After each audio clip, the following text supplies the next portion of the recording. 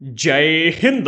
वंदे मातरम। साथियों, मैं अभिषेक मिश्रा आज आप सभी का हमारे दृढ़ संकल्प पर एनसीईआरटी स्पेशल कोर्स की फ्री क्लासेस में बहुत बहुत स्वागत करता हूं। आज की इस क्लास में हम डिस्कस करेंगे क्लास 8 की एनसीईआरटी हिस्ट्री का चैप्टर नंबर 5। हमारे आज के इस चैप्टर का नाम है जब जनता बगावत करती है 1857 और उसके बाद। ये चैप्टर 1857 के विद्रोह पर आधारित है। इसे प्रथम स्वतंत्रता संग्राम भी कहा जाता है। स्टार्टिंग में यह विद्रोह एक सैनिक विद्रोह था, लेकिन फिर इस विद्रोह में पूरे देश की जनता ने भाग लिया और यह विद्रोह इतना व्यापक हुआ, इतना बड़ा हुआ कि इससे अंग्रेजों की नींव हिल करके रह गई और आखिरकार अंग्रेजों को इस विद्रोह को कुचलने के लिए बाहर से सेना मंगानी पड़ी। इस विद्रोह को कुचल तो दिया गया, लेकिन इसके बाद में हमारे भारत देश से ईस्ट इंडिया कंपनी की सत्ता समाप्त हो जाती है और डायरेक्ट ब्रिटिश साम्राज्य का नियंत्रण लागू कर दिया जाता है। आज के इस चैप्टर में हम इस विद्रोह को बहुत ही डिटेल में डिस्कस करेंगे। आज के इस वीडियो में हम इस चैप्टर का संपूर्ण निचोड़ लेकर के आए हैं, जिसमें चैप्टर में दिए जाने वाले सभी इंपॉर्टेंट टॉपिक्स को एक एक करके बेसिक के साथ में हम यहां पर डिस्कस करेंगे। सबसे पहले हम यहां पर बात करेंगे कि इस विद्रोह के प्रमुख कारण क्या रहे थे, फिर विद्रोह कैसे शुरू हुआ, विद्रोह कैसे फैला, फिर इस विद्रोह को कुचलने के लिए अंग्रेजों ने क्या किया, फिर जब इस विद्रोह को कुचल दिया गया उसके बाद में क्या क्या कार्य किए गए, सुधार के लिए क्या किया गया एंड जो विरोधी लोग थे उनको खत्म करने के लिए क्या किया गया। इन सभी चीजों को आज के इस चैप्टर में हम डिस्कस करेंगे। अगर आपने अभी तक हमारे चैनल को सब्सक्राइब नहीं किया तो कर लीजिएगा, साथ ही साथ बेल आइकन को प्रेस करना बिल्कुल ही मत भूलना, जिससे कि हमारे द्वारा डाले जाने वाले हर वीडियो का नोटिफिकेशन आपको मिलता रहे। और अगर आपने अभी तक हमारी इस एनसीईआरटी स्पेशल कोर्स की आई हुई क्लासेस को नहीं देखा है तो हमने डिस्क्रिप्शन बॉक्स में प्लेलिस्ट प्रोवाइड कर दी है। प्लेलिस्ट के माध्यम से अभी तक की आई हुई और आने वाली सभी क्लासेस को आप ज्वाइन कर सकते हैं। हमारा एनसीईआरटी स्पेशल कोर्स एक ऑल इन वन कोर्स है। इस कोर्स में हम क्लास 6 से लेकर के 12 तक की NCERT history, geography, polity and economy को कंप्लीट कवर करने वाले। इसकी क्लासेस हमने 5 अगस्त से स्टार्ट कर दी हैं एंड दिसंबर 2024 तक अर्थात 5 महीने में हम इस कोर्स को कंप्लीट भी कर देंगे। इस कोर्स में हम एनसीईआरटी की proper recorded classes, special notes, test series and most important topics पर आधारित क्विज भी प्रोवाइड करेंगे एंड आपके डाउट्स को क्लियर करने के लिए एक डाउट ग्रुप दिया गया और 1-to-1 सेशन का भी ऑप्शन अवेलेबल करवाया गया, जिससे कि आपके डाउट्स को क्लियर किया जा सके। एंड हमारे एनसीईआरटी स्पेशल कोर्स की दो बड़ी खासियतें जिस वजह से ये बेस्ट एनसीईआरटी कोर्स एवर होने वाला है। पहली खासियत तो ये कि इस कोर्स में आने वाली सभी क्लासेस को हमने कंप्लीटली फ्री कर दिया है, जिससे कि जो बच्चे पेड कोर्स अफोर्ड नहीं कर सकते वो भी इन क्लासेस के माध्यम से अपनी एनसीईआरटी की पढ़ाई को पूरा कर सकें। ये क्लासेस हमारी एप्लीकेशन एंड यूट्यूब चैनल दोनों ही जगहों पर बिल्कुल फ्री में प्रोवाइड की जा रही है। अगर आप यूट्यूब पर ये वीडियो देख रहे हैं तो डिस्क्रिप्शन बॉक्स में चेक कीजिएगा, अभी तक की आई हुई क्लासेस की प्लेलिस्ट हमने प्रोवाइड कर दी है एंड आगे जो क्लासेस आएंगी उनकी भी प्लेलिस्ट इसी तरह से प्रोवाइड की जाएगी। एंड हाँ, दूसरी खासियत जो है वो ये कि हमारा ये एनसीईआरटी स्पेशल कोर्स एक ऑल इन वन कोर्स है। इट मींस देखो, इस कोर्स को तो सबसे पहले हमने स्पेशली यूपीएससी वालों के लिए डिजाइन किया है, लेकिन यूपीएससी के अलावा अगर आप किसी भी स्टेट पीसीएस एग्जाम की तैयारी कर रहे हैं, शिक्षक भर्ती की तैयारी कर रहे हैं, एसएससी की तैयारी कर रहे हैं, पुलिस की तैयारी कर रहे हैं, इसके अलावा रेलवे की तैयारी कर रहे हैं, फिर इंडिया के किसी भी ऐसे एग्जाम की तैयारी कर रहे हैं जिसमें एनसीईआरटी से क्वेश्चंस आने वाले, तो आप हमारे इस एनसीईआरटी स्पेशल कोर्स को ज्वाइन कर सकते हो। इससे बेस्ट कोर्स आपको कहीं भी देखने को नहीं मिलेगा, क्योंकि इस कोर्स में हम एनसीईआरटी के सभी चैप्टर्स का सबसे पहले निचोड़ लेकर के आते हैं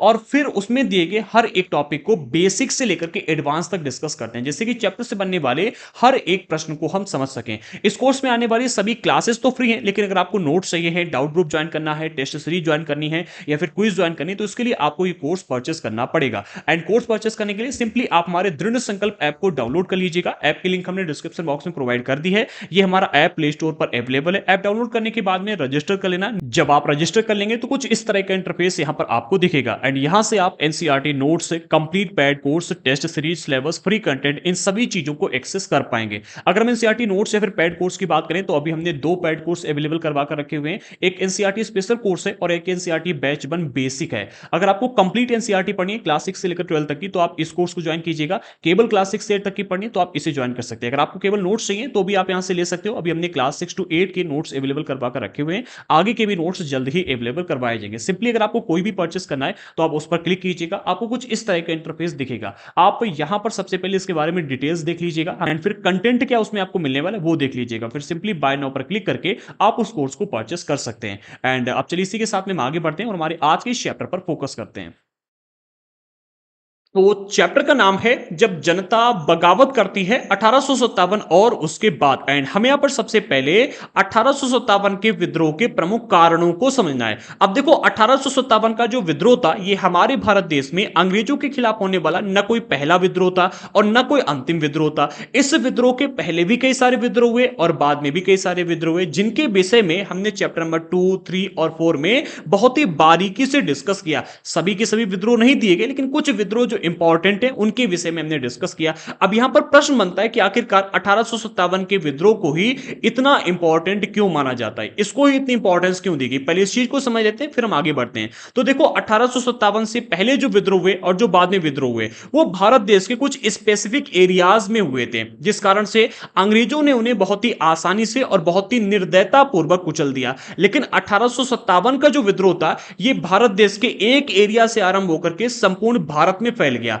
इसमें संपूर्ण भारत ने भाग लिया था। भारत के अलग अलग क्षेत्रों पर जो पहले शासन कर चुके थे, जो लोग पहले शासन कर चुके थे, उन लोगों ने इस विद्रोह में भाग लिया। जो प्रेजेंट टाइम में शासन कर रहे थे और अंग्रेजों की नीतियों से पस्त थे, उन लोगों ने इस विद्रोह में भाग लिया। जो किसान थे उन लोगों ने भाग लिया, जमींदारों ने भाग लिया, आदिवासियों ने भाग लिया, सिपाहियों ने भाग लिया। लगभग देश की संपूर्ण जनता ने इस विद्रोह में भाग लिया और यह विद्रोह इतना व्यापक हुआ कि इस विद्रोह के कारण अंग्रेजों की नींव हिल करके रह गई और यहां से ईस्ट इंडिया कंपनी का शासन समाप्त हो जाता है और ब्रिटिश साम्राज्य का नियंत्रण लागू हो जाता है। इसीलिए इस विद्रोह को इतना अधिक इंपॉर्टेंट माना जाता है। अब हम आगे बढ़ते हैं और इस विद्रोह के प्रमुख कारणों को समझते हैं। तो सबसे पहली हेडिंग यहां पर हमें देखने को मिलती है नीतियां और लोग, अर्थात अंग्रेजों द्वारा लागू की जाने वाली नीतियां और इसका लोगों पर होने वाले प्रभाव के विषय में अब हमें यहां पर डिस्कस करना है। तो सबसे पहले यहां पर कहा जा रहा है पिछले अध्यायों में पिछले अध्यायों में ईस्ट इंडिया कंपनी की नीतियों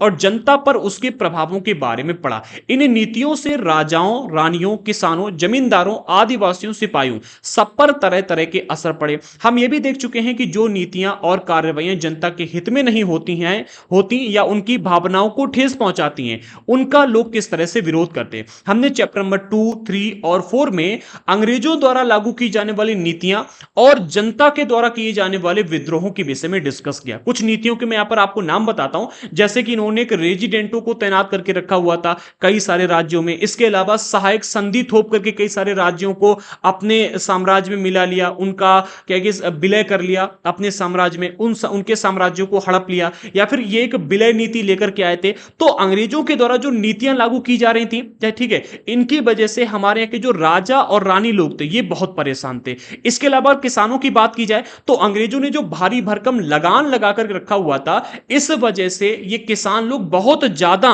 प्रभावित थे। इनफैक्ट अगर आप देखोगे तो बंगाल में सन 1770 के आसपास, सन 1770 में एक भीषण अकाल पड़ा, जिस वजह से बंगाल की 1/3 आबादी मौत के मुंह में चली गई थी। तब यहां पर किसानों ने विद्रोह किया था। बंगाल में जब अकाल पड़ा तब यहां पर किसानों ने विद्रोह किया था। जमींदारों की बात की जाए तो जमींदारों से उनकी जमींदारियां छीनती जा रही थी, भारी भरकम लगान लगाकर रखा हुआ था और जमींदारों को जिम्मेदारी थी जमींदारों को कि ये जमींदारी वसूल कर लाएंगे और अंग्रेजों को देंगे। जब ये जमींदारी देने में विफल हो जाते थे तो इनसे इनकी जमींदारी छीन ली जाती थी। और भी कई सारे रीजंस थे जिस वजह से जमींदार भी परेशान थे। जो आदिवासी समाज के लोग थे इनके विषय में हमने पिछले चैप्टर में ही डिस्कस किया कि किस तरह से आदिवासियों का जो समाज था यह बदला जा रहा था, इनके अधिकारों का हनन किया जा रहा था, इनके ऊपर नियंत्रण लागू करने का प्रयास किया जा रहा था। जो सिपाही थे इनके विषय में भी हमने डिस्कस किया चैप्टर नंबर 2 में कि सिपाहियों की मूल्यों और मान्यताओं को ध्यान में न रखते हुए इनसे कार्य करवाए जा रहे थे। जैसे कि कई सारे सिपाहियों का मानना था कि अगर समुद्र की यात्रा करेंगे, समुद्र की यात्रा करने से उनका धर्म भ्रष्ट हो जाएगा। लेकिन इसके बाद भी जो ईस्ट इंडिया कंपनी के अधिकारी थे वो इन सैनिकों से समुद्र की यात्रा करके बर्मा जाकर के वहां पर युद्ध करने का आदेश देते हैं और इसको लेकर के यहां पर जो ये सैनिक लोग हैं ये मना कर देते हैं। फिर यहां पर एक विद्रोह होता है। जो विद्रोह होता है इसके बाद में सैनिकों को सजा सुनाई जाती है। तो जो सैनिक लोग थे ये भी अंग्रेजों की नीतियों से काफी अधिक परेशान थे। अर्थात हमारे भारत देश में जितने भी लोग आपको देखने को मिलेंगे, जितने भी समुदाय देखने को मिलेंगे, लगभग सभी लोग अंग्रेजों की नीतियों से प्रभावित थे। ठीक है, आगे कहा जा रहा है हम ये भी देख चुके हैं कि जो नीतियां, एक मिनट, जो नीतियां और कार्रवाइयां जनता के हित में नहीं होती हैं, उनकी भावनाओं को ठेस पहुंचाती हैं, उनका लोग किस तरह से विरोध करते हैं। जैसे कि हमने अगर कुछ विरोधों की बात की जाए तो सबसे पहले अंग्रेजों के खिलाफ होने वाला विरोध हमने पढ़ा था बक्सर का युद्ध। ठीक है, जब कठपुतली नवाबों ने विरोध किया था, ठीक है, तब यहां पर बक्सर का युद्ध हुआ था, इसके विषय में पढ़ा। फिर 1824 में जब अंग्रेजों ने कित्तूर की रानी चेन्नम्मा का राज्य हड़पने की कोशिश की तो यहां पर इन्होंने विरोध कर दिया था, बगावत कर दी थी। फिर आगे चल करके मार्च 1859 में हमने पढ़ा था चैप्टर नंबर 3 में नील विद्रोह हुआ था। फिर आगे बढ़कर के 1917 में हमने चंपारण आंदोलन के विषय में पढ़ा था। ये चैप्टर नंबर 2 और 3 में जो विद्रोह हमने पढ़े थे उनके विषय में। चैप्टर नंबर 4 में हमने कोल आदिवासियों के द्वारा किए जाने विद्रोह, बाली विद्रोह के विषय में पढ़ा था, संथाल विद्रोह के विषय में पढ़ा था, बक्सर विद्रोह के विषय में पढ़ा था, वर्ली विद्रोह के विषय में पढ़ा था, विरसा ने जो विद्रोह किया था उसके विषय में पढ़ा था। तो हमने ऑलरेडी कई सारे विद्रोह के विषय में चैप्टर नंबर 2 से लेकर के चैप्टर नंबर 4 के बीच में पढ़ा। जो अंग्रेजों की नीतियों से प्रभावित लोग थे उन्होंने जो विद्रोह किए थे उनको। ठीक है, अब हमें यहां पर डिस्कस करना है इन्हीं चीजों को और थोड़ा सा एडवांस लेवल पर थोड़ा सा बढ़कर डिस्कस करेंगे कि आखिरकार इस विद्रोह के और अधिक कारण क्या रहे थे। ठीक है, ये विद्रोह तो कारण रहे थे, इसके अलावा और ऐसे क्या कारण थे जिस वजह से ये विद्रोह इतना अधिक व्यापक हुआ। तो सबसे पहली हेडिंग हमें यहां पर देखने को मिलती है नवाबों की छिनती सत्ता, और इसके सबसे पहले बिंदु में कहा जा रहा है 18वीं सदी के मध्य से राजाओं और नवाबों की ताकत छीनने लगी थी। 18वीं सदी के मध्य अर्थात सन 1750 के आसपास से, यही वो समय था जब अंग्रेज जो थे वो अपनी ताकत बढ़ाने लगे थे। इन्होंने अपनी सेना रखनी शुरू कर दी थी, कई सारे इलाकों पर अपना नियंत्रण स्थापित करने लगे थे, इलाके अर्थात जो बाजार थे उनमें। ठीक है, और सबसे पहला इन्होंने जो युद्ध किया था वो था प्लासी का युद्ध सन 1757 में, जो कि बंगाल के साथ में किया गया था। बंगाल की ओर से बंगाल के नवाब सिराजुद्दौला ने सेना की कमान संभाली थी और ईस्ट इंडिया कंपनी की तरफ से रॉबर्ट क्लाइव थे। ठीक है, तो यहां पर अगर देखा जाए तो 18वीं सदी के मध्य से ही राजाओं और नवाबों की ताकत छिनने लगी थी, उनकी सत्ता और सम्मान दोनों खत्म होते जा रहे थे। अब जब यहां पर जो ये नवाब लोग थे ये अंग्रेजों से कहते थे कि आपको और यहां पर व्यापार करना है तो कायदे से व्यापार करो। ठीक है, चैप्टर नंबर 2 या फिर 3 में हमने डिस्कस किया था कि जब, हाँ एक मिनट, 2 में ही डिस्कस किया था, 2 में, कि जब बंगाल के नवाबों ने अंग्रेजों से कहा कि आपको अगर व्यापार करना है तो यहां पर कायदे से शुल्क चुकाओ। ठीक है, जो यहां पर टैक्स लगता है टैक्स चुकाओ, और यहां पर क्या है कि थोड़ा सा कायदे में रहकर के व्यापार करो।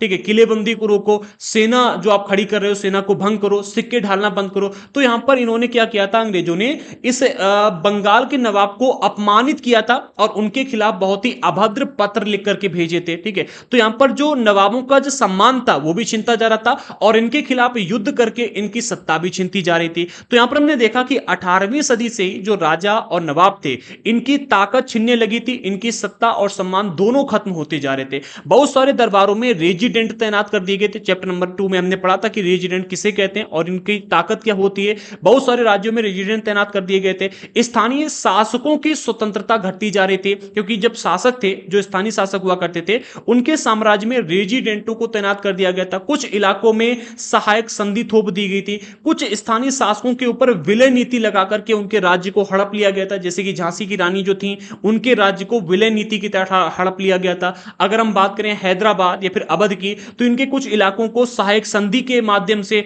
हड़प लिया गया था। फिर अवध के ऊपर इन्होंने इनडायरेक्टली, मतलब डायरेक्टली बहुत ही वियर्ड सा एग्जांपल देकर के शासन स्थापित कर लिया था। तो इन सभी चीजों से अगर देखा जाए तो जो जनता थी, ठीक है, वो उनके समझ में आ रहा था कि भाई यहां जो ईस्ट इंडिया कंपनी के लोग हैं वो किस तरह से शासन अपना लागू करते जा रहे, और जो यहां के शासक थे उनकी भी स्वतंत्रता घटती जा रही थी। उनकी सेनाओं को भंग कर दिया गया था। जो सहायक संधि थी, सहायक संधि के हिसाब से राजा की सेना को भंग कर दिया गया था, और अब अंग्रेजों की सेना राजाओं की सुरक्षा करती थी। ठीक है, और उस सुरक्षा के बदले जो अंग्रेज थे वो राजाओं से शुल्क या फिर कहें कि एक प्रकार की कीमत लेते थे, और अगर कोई राजा ये कीमत अदा नहीं कर पाता था तो उसके साम्राज्य का कुछ हिस्सा अंग्रेज अपने नियंत्रण में ले लेते थे। इससे क्या है कि इन जो राजा थे, स्थानीय शासक और जो नवाब थे, इनकी न केवल स्वतंत्रता घटती जा रही थी बल्कि इनके साम्राज्य को भी छीना जा रहा था। उनके राजस्व वसूलने के अधिकार व इलाके एक एक करके छीने जा रहे थे। अर्थात नवाब और जो राजा थे इनकी ताकत यहां पर धीरे धीरे घटने लगी। इनके राज्यों के ऊपर अधिग्रहण करने लगे थे ये अंग्रेज लोग। अगले पॉइंट में कहा जा रहा है बहुत सारे स्थानीय शासकों ने अपने हितों की रक्षा के लिए कंपनी के साथ बातचीत भी की। उदाहरण के लिए झांसी की रानी लक्ष्मी लक्ष्मीबाई चाहती थी कि कंपनी उनके पति की मृत्यु के बाद में उनके गोद लिए हुए बेटे को राजा मान ले। लेकिन यहां पर ईस्ट इंडिया कंपनी ने विलय नीति को लागू करके रखा हुआ था, जिसके तहत अगर कोई राजा का कोई पुत्र वारिस नहीं है, उसका खुद का कोई पुत्र बेटा नहीं है, ठीक है, तो उसकी मृत्यु के बाद में उसका जो राज्य होगा वो ईस्ट इंडिया कंपनी के हाथों में चला जाएगा। अब यहां पर रानी लक्ष्मीबाई का खुद का कोई बेटा था नहीं, इनका बेटा हुआ था, लेकिन क्या है कि उसमें षड्यंत्र बहुत हुए थे जिस वजह से उसकी मृत्यु हो गई थी, ठीक है। तो यहां पर क्या है कि इनका कोई चूंकि अपना खुद का बेटा नहीं था, इसलिए इन्होंने अंग्रेजों से एक अपील की कि हमारे गोद लिए हुए बेटे को यहां पर क्या है कि राजा मान लिया जाए जब हमारे पति की मृत्यु हो जाए। लेकिन ईस्ट इंडिया कंपनी ने इसको स्वीकार नहीं किया। इसके अलावा पेशवा बाजीराव द्वितीय के दत्तक पुत्र जिनका नाम था नाना साहेब, इन्होंने भी कंपनी से आग्रह किया था कि उनके पिता को जो पेंशन मिली थी वह उनकी मृत्यु के बाद में उन्हें मिलने लगे। अच्छा, इनके जो पिता थे पेशवा बाजीराव, ठीक है, इनको पेंशन कैसे मिली थी, ठीक है, क्या इसके पीछे की कहानी रही थी, इसको हमने चैप्टर नंबर शायद चैप्टर नंबर 2 में या फिर 3 में डिस्कस किया था। अगर आपने पिछली क्लासेस देखी तो आपको इसके पीछे की स्टोरी पता होगी, ठीक है। बेसिकली अभी यहां पर इतना समझो कि पेशवा बाजीराव द्वितीय की जो दत्तक पुत्र थे जिनका नाम था नाना साहेब, इन्होंने भी कंपनी से आग्रह किया कि इनके पिता को जो पेंशन दी जा रही वो इनको मिलने लगे। लेकिन यहां पर क्या हुआ कि अंग्रेजों ने अपनी श्रेष्ठता और सैनिक ताकत के नशे में चूर थे, इस वजह से इन सभी के निवेदनों को ठुकरा दिया, ठीक है। सभी के निवेदन, जब भी कोई इनके पास में निवेदन लेकर जाता था, कंपनी देखती कि हमारे पास में इतनी ताकत है, इतनी अधिक मतलब श्रेष्ठता है, अब हम इनके निवेदनों को स्वीकार क्यों करें, ठीक है, हमारा जैसा मन होगा हम वैसा करेंगे। तो कंपनी के जो लोग थे ना, अपने मन मर्जी के मुताबिक शासन चलाने में लगे हुए थे। अगले पॉइंट में कहा जा रहा है कि अवध की रियासत अंग्रेजों के कब्जे में जाने वाली आखिरी रियासतों में से थी। अर्थात जिन आखिरी रियासतों पर अंग्रेजों ने कब्जा किया था उनमें आपको अवध की रियासत भी देखने को मिलती है। और अवध की रियासत उस समय पर बहुत ही महत्वपूर्ण थी। 1801 में अवध पर सहायक संधि थोप दी गई थी और 1856 में अंग्रेजों ने उसे अपने कब्जे में ले लिया था। समझो 1801 में जब यहां पर सहायक संधि थोपी गई तो इसके तहत यहां की सेना को भंग कर दिया गया, अर्थात अवध की जो मुख्य ताकत थी उसको छीन लिया गया। फिर 1856 में इन्होंने क्या किया कि इसके ऊपर अपना कब्जा कर लिया। गवर्नर जनरल डलहौजी ने यहां पर ऐलान किया कि रियासत का शासन सही ढंग से नहीं चलाया जा रहा है, इसलिए शासन को दुरुस्त करने के लिए ब्रिटिश प्रभुत्व जरूरी है। इन्होंने दलील दी थी, जब अवध के ऊपर कब्जा किया तो कब्जा करने से पहले कहा कि भैया अवध के जो नवाब हैं वो यहां पर सही ढंग से शासन नहीं चला पा रहे हैं, इसलिए हम यहां पर मजबूर हैं कि इसका अधिग्रहण करें और यहां के शासन को दुरुस्त करें। यह दलील देते हुए इन्होंने अवध को भी अपने कब्जे में कर लिया। कंपनी ने मुगलों के शासन को खत्म करने की पूरी योजना बना ली थी। इसके तहत इन्होंने सिक्कों पर से मुगल बादशाहों के नाम को हटा दिया, ठीक है। इसके अलावा 1849 में गवर्नर जनरल बने डलहौजी ने ऐलान किया कि बहादुर शाह जफर की जब मृत्यु हो जाएगी तो इनकी मृत्यु के बाद में बादशाह के परिवार को लाल किले से निकाल करके उन्हें दिल्ली में कहीं और बसाया जाएगा, ठीक। इसके अलावा 1856 में गवर्नर जनरल कैनिंग, इन्होंने फैसला किया कि बहादुर शाह जफर जो हैं ये आखिरी मुगल बादशाह होंगे, अर्थात बहादुर शाह जफर की मृत्यु के बाद में इनके जो वंशज हैं, इनका जो पुत्र होगा या फिर और कोई होगा, किसी भी व्यक्ति को बादशाह नहीं माना जाएगा। उनकी मृत्यु के बाद उनके वंशजों को राजकुमारों के रूप में मान्यता दी जाएगी। अब यहां पर इसको थोड़ा सा डिटेल में समझते हैं। देखो यहां पर कहा क्या जा रहा है, अंग्रेजों ने यहां पर मुगलों के शासन को खत्म करने की पूरी योजना बना ली थी। इसके पीछे का कारण क्या था, क्योंकि दिल्ली जो था, दिल्ली के माध्यम से दिल्ली पर जो कब्जा कर लेता था उसका पूरे देश के ऊपर नियंत्रण स्थापित हो जाता था। इसलिए कई बार कई सारे शासकों ने दिल्ली के ऊपर नियंत्रण स्थापित करने का प्रयास भी किया। हमने देखा राजपूतों ने, मराठाओं ने, कई सारे लोगों ने प्रयास किया। इसमें जो मुगल थे, मुगलों ने दिल्ली के ऊपर काफी लंबे समय तक नियंत्रण बना करके रखा और दिल्ली जो था ये केंद्र था। इसलिए यहां पर चूंकि मुगलों का नियंत्रण बना हुआ था और अंग्रेज चाहते थे कि जो मुगलों का नाम यहां पर चल रहा है, ठीक है, मुगलों के माध्यम से पूरे देश के दिल्ली के माध्यम से मुगल जो हैं पूरे देश के ऊपर नियंत्रण कर सकते हैं, इसलिए इन्होंने मुगलों को पूरी तरह से खत्म करने, मुगलों के शासन को पूरी तरह से खत्म करने की योजना यहां पर बनाई। इस योजना के तहत सबसे पहले जो सिक्के देश में चल रहे थे, इन सिक्कों के ऊपर से मुगल बादशाहों के नाम को हटा दिया गया। फिर 1849 में डलहौजी गवर्नर जनरल जनरल बनते हैं और इन्होंने कहा कि बहादुर शाह जफर की जब मृत्यु हो जाएगी तो इसके बाद में इनके परिवार को हम लाल किले से निकाल करके दिल्ली में कहीं और बसाएंगे।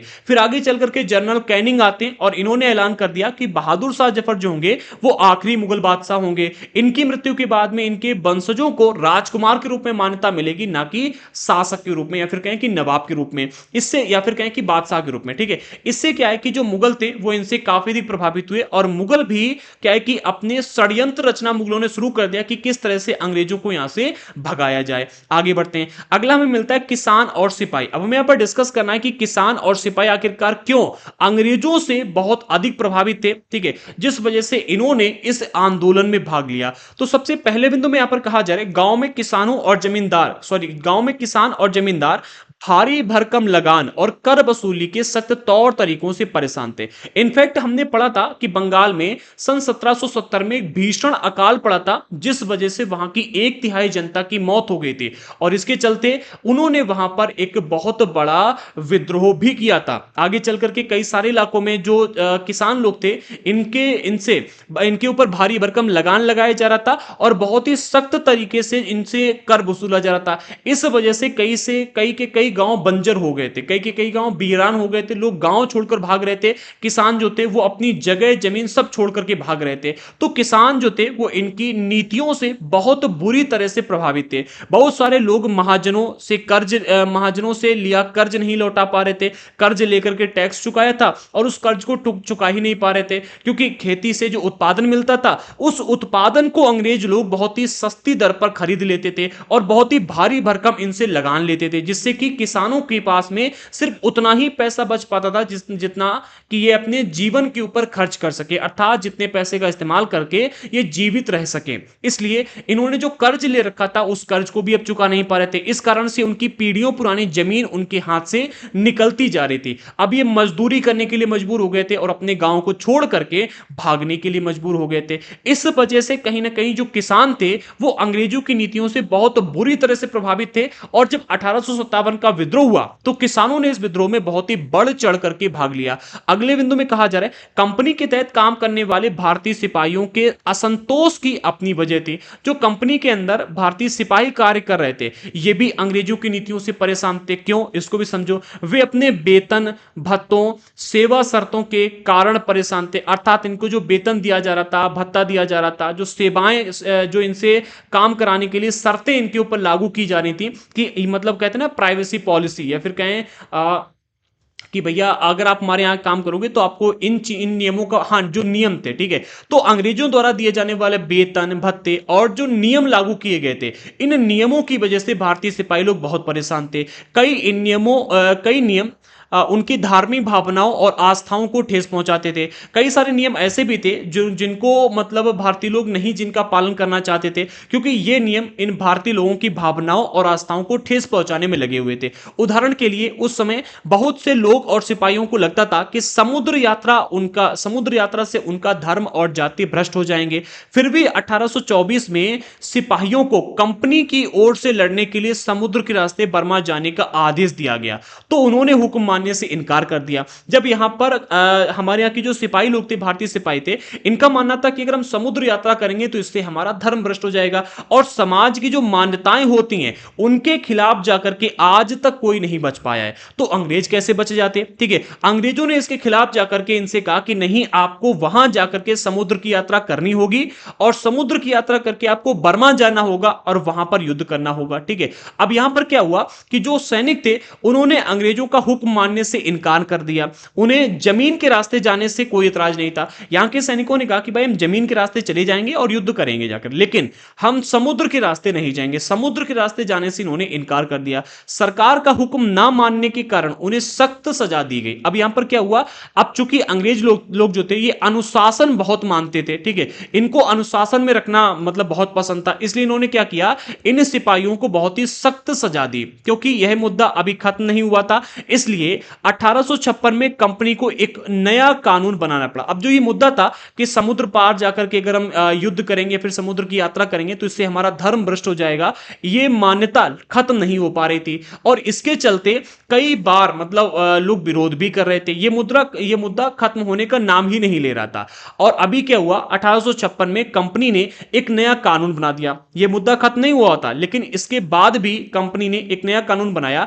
इस कानून में साफ कहा गया कि अगर कोई व्यक्ति, एक मिनट, अगर कोई व्यक्ति कंपनी की सेना में नौकरी करेगा तो जरूरत पड़ने पर उसे समुद्र पार जाना पड़ सकता है। अब यहां पर जब ये नियम बना दिया गया तो सैनिकों में और अधिक असंतोष फैल गया कि भैया हम तो आपके यहां पर नौकरी कर रहे हैं और हमारी मान्यता है कि हम भाई समुद्र पार यात्रा नहीं कर सकते, जमीन के रास्ते चले आएंगे लेकिन समुद्र पार यात्रा नहीं करेंगे, और आप कह रहे हो कि नहीं नहीं आपको यात्रा करनी ही पड़ेगी, अर्थात आप हमारे मूल्य मान्यताओं के खिलाफ हो। इससे सैनिक लोग जो थे ये अंग्रेजों के विरुद्ध हो गए थे। पर अंग्रेज सैनिक जो थे, अंग्रेजों की नीतियों का यहां पर विरोध भी इन्होंने किया था। इसको लेकर के एक बार यहां पर क्या है ना कि बगावत भी हुई थी। हमने इसके बगावत के विषय में भी डिस्कस किया। अगर हम 1824 के बगावत की बात करें तो यहां पर बैरकपुर विद्रोह इसे कहा जाता है। ठीक है, ये बैरकपुर विद्रोह था, 47वीं रेजिडेंट थी जिसमें भारतीय सिपाहियों ने जब बर्मा जाने से मना कर दिया और अंग्रेजों ने इनको सजा देने की बात की, तो यहां पर एक विद्रोह भी हुआ था। आगे बढ़ते हैं, अगले पॉइंट में कहा जा रहा है सिपाही गांव की हालत से भी परेशान थे। बहुत सारे सिपाही खुद किसान थे, वे अपने परिवार गांव में छोड़कर आए थे, लिहाजा किसानों का गुस्सा जल्द ही सिपाहियों में फैल गया। आज भी अगर आप देखोगे तो सेना में जो लोग शामिल होते हैं 90% लोगों के जो घर होते हैं या फिर कहीं 90% लोग जो होते हैं वो किसानों के घर से ही आते हैं। ठीक है, उनका जो मूल कार्य होता है वो किसानी ही होता है, उनके माता पिता का, ठीक है, फिर उनके दादी बाबा का, लेकिन वो सेना में जाते। पहले भी ऐसा ही था, पहले भी जो ये सैनिक थे वो खुद किसान थे। ठीक है, और उन्होंने सेना में भर्ती होकर के खुद को सैनिक बना लिया था। अब ये खुद किसान थे तो किसानों का भी गुस्सा इनके पास में था, और सैनिक बन गए तो सैनिकों का भी गुस्सा इनके पास में आ गया, अर्थात अब डबल गुस्सा हो गया। ठीक है, डबल गुस्सा, डबल पावर के साथ में ये अंग्रेजों के खिलाफ होते जा रहे थे। आगे कहा जा रहा है सुधारों की प्रक्रिया। हमने यहां पर दो कारण डिस्कस किए, एक तो नवाबों की नाराजगी, ठीक है, कि नवाबों की सत्ता छीनती जा रही थी जिस वजह से ये अंग्रेजों के विरुद्ध थे, और दूसरा किसान और सिपाही, किसान और जो किसान थे भारी भरकम लगान की वजह से परेशान थे, और जो सिपाही थे इनकी मूल्य मान्यताओं को आहत किया जा रहा था। इस वजह से सिपाही लोग अंग्रेजों के विरुद्ध हो चुके थे। आगे बढ़ते, एक और कारण हमें देखने को मिलता है सुधारों की प्रक्रिया। अंग्रेजों ने हमारे भारत में यहां की जो रीतियां थी इनको भी सुधारने का काफी प्रयास किया। अब देखो किसी भी देश में आप जाओ, वहां की मूल्य मान्यताओं के ऊपर अगर टिप्पणी करोगे तो पिटा के आओगे। ठीक है, यही चीज यहां पर भी हुई। यहां पर अंग्रेजों ने क्या किया, सुधारों की प्रक्रिया शुरू की और एक के बाद दूसरी के बाद तीसरी कई प्रथाओं को बैन करने का काम किया। यह बहुत ही अच्छा काम था। ठीक है, इनमें से कुछ प्रथाएं ऐसी थी जो समाज के लिए बहुत हानिकारक थी, लेकिन इसका समाज के ऊपर बहुत ही गहरा प्रभाव हुआ। आइए इसको भी डिस्कस करते हैं। तो यहां पर कहा जा रहा है अंग्रेजों ने भारतीय समाज को सुधारने की प्रक्रिया में सती प्रथा को रोकने तथा विधवा विवाह को बढ़ावा देने के लिए एक नया कानून बनाया। अब यहां पर हुआ क्या, सती प्रथा उस समय बहुत ही चरम सीमा पर थी। ठीक है, इसके विषय में आगे हम डिस्कस करेंगे अभी कि किस तरह से इसको बैन किया गया था, कब बैन किया गया था, इसके लिए किन किन लोगों ने प्रयास किया। अभी बस इसको एग्जाम्पल के रूप में समझते हैं। देखो सती प्रथा में क्या था, अगर किसी महिला का पति मर जाता है, ठीक है, तो जब उस व्यक्ति को जलाया जाएगा तो उस महिला को भी उसी पति की चिता के ऊपर लिटा करके जिंदा जला दिया जाता था, और यह एक बहुत ही दर्दनाक प्रथा थी। ठीक है, अब क्या हुआ कि अंग्रेजों ने इस प्रथा को बैन कर दिया, अर्थात अब जिन भी लोगों की मृत्यु हो रही थी उनकी पत्नियां विधवा के रूप में समाज में जीवित रहने लगी। इससे ये जो औरतें थी ये लोगों के आंखों में खटक रही थी, ये महिलाएं लोगों की आंखों में खटक रही थी। ठीक है, इससे क्या है कि लोगों के मन में अंग्रेजों के खिलाफ क्रोध आया। दूसरा, इन्होंने विधवा विवाह शुरू कर दिया। अब जो औरतें विधवा हो रही थी उनकी शादी करवाई जाने लगी। इससे भी लोगों के मन में अंग्रेजों के खिलाफ कई सारे क्रोध आए, काफी गुस्सा आ गया। आगे कहा जा रहा है अंग्रेजी भाषा की शिक्षा को जमकर प्रोत्साहन दिया गया, अर्थात यहां पर अगर भारत में आप देखोगे तो हिंदी है, इसके अलावा तमिल है, तेलुगु है, संस्कृत है, मलयालम है, कन्नड़ है, और भी कई सारी भाषाएं देखने को मिलती हैं। ये भाषाएं पॉपुलर थी, लेकिन अब यहां पर अंग्रेजों ने क्या किया, अंग्रेजी भाषा का जम करके प्रोत्साहन किया। 1830 के बाद में कंपनी ने ईसाई मिशनरियों को खुले आम काम करने की छूट दे दी। अब यहां पर क्या हुआ कि जब इन लोगों ने ईसाई मिशनरी मिशनरियों को खुलेआम काम करने की छूट दे दी और जो भारत में पहले से धर्म मौजूद थे उनमें बदलाव करने लगे। तो लोगों को ऐसा लगा कि ये जो अंग्रेज हैं ये हमारा धर्म भ्रष्ट करके हमें ईसाई बनाना चाहते हैं। इस वजह से जो जनता थी वो और भी अधिक गुस्से में आ गई और अंग्रेजों के विरुद्ध हो गई। आगे कहा जा रहा है 1850 में एक नया कानून भी बनाया गया जिससे ईसाई धर्म अपनाना और भी आसान हो गया। इस कानून में प्रावधान किया गया कि अगर कोई भारतीय व्यक्ति ईसाई धर्म अपनाता है तो भी पुरखों की संपत्ति पर उसका अधिकार पहले जैसा ही रहेगा। अब यहां पर जब ये कानून बना दिया गया तो लोगों को पूर्ण भरोसा हो गया कि अंग्रेज लोग हमें पूरी तरह से ईसाई बनाना चाहते हैं। आगे कहा जा रहा है ऐसे प्रयासों से बहुत सारे भारतीयों को यकीन हो गया कि अंग्रेज उनका धर्म, उनके सामाजिक रीति रिवाजों और उनकी परंपरागत जीवन शैली को नष्ट कर रहे हैं। क्योंकि यहां पर अगर सामाजिक रीति रिवाज और परंपरा की बात की जाए तो सती प्रथा एक परंपरा और समाज की एक बहुत ही घिनौनी रीति थी, इसको खत्म करने का काम किया। इसके अलावा विधवा विवाह को शुरू किया, अर्थात इनके रीति रिवाजों को बदलने का प्रयास किया। ठीक है, इनकी जो परंपरागत जीवन शैली थी उसको नष्ट करने का प्रयास किया, जिस कारण से वे अंग्रेजों से अधिक रुष्ट हो गए, अर्थात अंग्रेजों के खिलाफ जनता में बहुत अधिक क्रोध यहां पर भर गया। हमने 3 कारणों को समझा। सबसे पहला, नवाब, जो ये 1857 का विद्रोह हुआ इसके पीछे सबसे बड़े कारण जो थे वो थे नवाब। ठीक है, क्योंकि इनकी सत्ता और सम्मान छिनती जा रही थी। दूसरा, किसान और सैनिक लोग, ठीक है, ये बहुत ज्यादा परेशान थे, तो इन्होंने क्यों इस विद्रोह में भाग लिया वो भी हमने देख लिया। इसके अलावा जो आम जनता थी उसके चूंकि मूल्य मान्यताओं, सामाजिक रीति रिवाजों, परंपराओं, जीवन शैली को नष्ट करने का प्रयास कर रहे थे, ऐसा लोगों को समझ में आ रहा था। इस वजह से आम जनता ने भी बढ़ चढ़ करके इस युद्ध में या फिर कहें इस विद्रोह में भाग लिया। आगे बढ़ते हैं। अच्छा, ये बात जो धर्म वाली हमने अभी यहां पर कही है, ये बात सिर्फ इतने से पुख्ता नहीं हो जाती है, अभी इसके लिए हम और डिटेल में डिस्कस करने वाले। अगले पॉइंट में हमारी हेडिंग मिलती है जनता की नजर से। अब यहां पर जनता अंग्रेजों के बारे में क्या सोच रही है उसको हम यहां पर डिस्कस करते हैं। तो कहा जा रहा है उस जमाने में लोग अंग्रेजी शासन के बारे में क्या सोच रहे थे यहां पर हमें देखने को मिलता है। तो समझते हैं। सबसे पहले में हेडिंग दी जाती है 84 नियमों की सूची। यहां पर क्या है कि बहुत ही अच्छे से समझना, एक बहुत ही डिटेल में बात बताई जा रही है, जिस वजह से जो जनता थी वो अंग्रेजों के बहुत अधिक खिलाफ हो गई थी। पहले बिंदु में यहां पर कहा जा रहा है महाराष्ट्र में एक गांव में रहने वाले ब्राह्मण विष्णु भट्ट गोडसे, ब्राह्मण जो होते हैं हिंदू होते हैं, ठीक है, सभी जानते हैं भाई, क्या बता रहा मैं भी। हाँ, तो ब्राह्मण विष्णु भट्ट गोडसे द्वारा लिखी गई एक पुस्तक है जिसका नाम है माझा प्रभास। इसमें विष्णु भट्ट लिखते हैं कि विष्णु भट्ट और उनके चाचा मथुरा में आयोजित किए जा रहे यज्ञ में भाग लेने के लिए निकले थे। मथुरा में एक यज्ञ हो रहा होगा तो महाराष्ट्र से ये चल दिए कि हम जाकर के मथुरा में आयोजित होने वाले इस यज्ञ में भाग लेंगे। उनकी मुलाकात कुछ सिपाहियों से हुई। जब वो घर से चल दिए तो रास्ते में उनकी मुलाकात कुछ सिपाही लोगों से हुई जिन्होंने उन्हें सलाह दी कि वे वापस लौट जाएं। किनको सलाह दी? इन ब्राह्मणों को, क्योंकि 3 दिन के भीतर चारों तरफ कोहराम मच जाएगा। इन सिपाहियों ने कहा कि भैया ऐसा है, मथुरा वगैरह जाने की जरूरत नहीं है, बहुत जल्दी घर लौट जाओ क्योंकि चारों तरफ 3 दिन के भीतर ही कोहराम मच जाएगा। अब भैया यहां पर ऐसा क्या कारण था कि चारों तरफ कोहराम मचने वाला है? एक तरफ यज्ञ होने वाला है, दूसरी तरफ कोहराम मचने वाला, कारण क्या था? तो यहां पर कारण को समझो। तो यहां पर सिपाहियों ने बताया, उन्हें बताया कि अंग्रेज सरकार हिंदुओं और मुसलमानों के धर्म को नष्ट करने पर आमादा है। उन्होंने 84 नियमों की एक सूची बनाई है और कलकत्ता में सारे राजाओं और राजकुमारों की मौजूदगी में उसका ऐलान भी कर दिया। कहने का अर्थ यहां पर है, सिपाहियों ने बताया इन ब्राह्मणों को कि भैया अंग्रेजों ने 84 अर्थात 84 नियमों की एक सूची बनाई है। ठीक है, वही यहां पर हेडिंग थी 84 नियमों की सूची। ठीक है, और इस सूची में क्या किया गया है, ये सूची बनाई है, इसमें ऐसे नियमों को रखा गया है जिनके माध्यम से हिंदू और मुसलमानों के धर्म को नष्ट किया जा रहा है। ठीक है, और जो सूची है इसको कलकत्ता में हमारे देश के सारे राजाओं और राजकुमारों की मौजूदगी में ऐलान भी कर दिया कि हम इन सारे नियमों को लागू करने जा रहे हैं। उन्होंने अर्थात सिपाहियों ने बताया कि राजा इन नियमों को मानने के लिए तैयार नहीं है।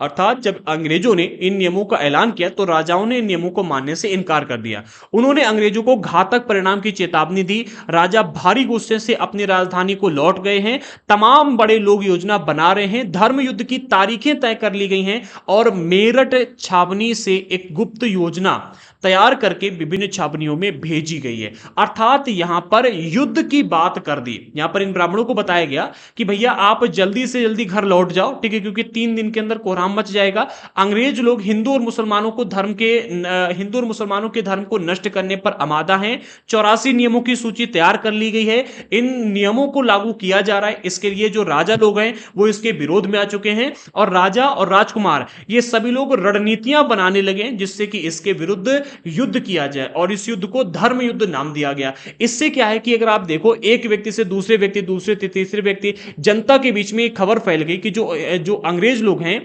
ये हमारे यहां पर हिंदू और मुसलमानों के धर्म को नष्ट करने पर आमादा हैं। आगे बढ़ते हैं। अगले पॉइंट में कहा जा रहा है जल्दी ही हर टुकड़ी में उत्तेजना छा गई। अब यहां पर जो 84 नियमों की सूचना वाली बात है ये केवल एक ही जगह पर नहीं फैली बल्कि हर टुकड़ी में धीरे धीरे उत्तेजना छाती चली गई। आगे बढ़ते हैं। तो पहले बिंदु में यहां पर कहा जा रहा है उस दौर की एक और झलक हमें सूबेदार सीताराम पांडे के संस्मरणों से भी मिलती है। ये सूबेदार थे जिनका नाम था सीताराम पांडे। सीताराम पांडे को 1812 में बंगाल नेटिव आर्मी में सिपाही के तौर पर भर्ती किया गया था। आगे ये सूबेदार भी बने होंगे तो सिपाही के तौर पर इनको भर्ती किया गया था। उन्होंने 48 साल तक नौकरी की और 1860 में सेवानिवृत्त हो गए अर्थात रिटायर हो गए। उन्होंने बगावत को दबाने में अंग्रेजों की मदद की। हालांकि उनका जो बेटा था वो विद्रोहियों के साथ में था और अंग्रेजों ने उसे सीताराम की आंखों के सामने ही मार डाला था। आप समझो जो व्यक्ति अंग्रेजों की सहायता कर रहा है इस विद्रोह को दबाने में उसकी आंखों के सामने उस बेटे को गोली मारकर मार दिया जा रहा है। इतने क्रूर थे अंग्रेज। ठीक है, आगे बढ़ते। सीताराम ने 1861 में अवधी भाषा में अपने संस्मरण लिखे जिसका नॉर्गेट ने अंग्रेजी में अनुवाद किया और फ्रॉम सिपाही टू सूबेदार अर्थात सिपाही से सूबेदार तक के नाम से प्रकाशित किया। अब यहां पर कहने का अर्थ ये कि भैया एक व्यक्ति हैं जिनका नाम है सूबेदार सीताराम पांडे। ठीक है, ये 1812 में बंगाल नेटिव आर्मी में सिपाही के तौर पर भर्ती हुए थे। 48 साल तक इन्होंने नौकरी की और 1860 में सेवानिवृत्त हो गए थे। इन्होंने एक लेख लिखा था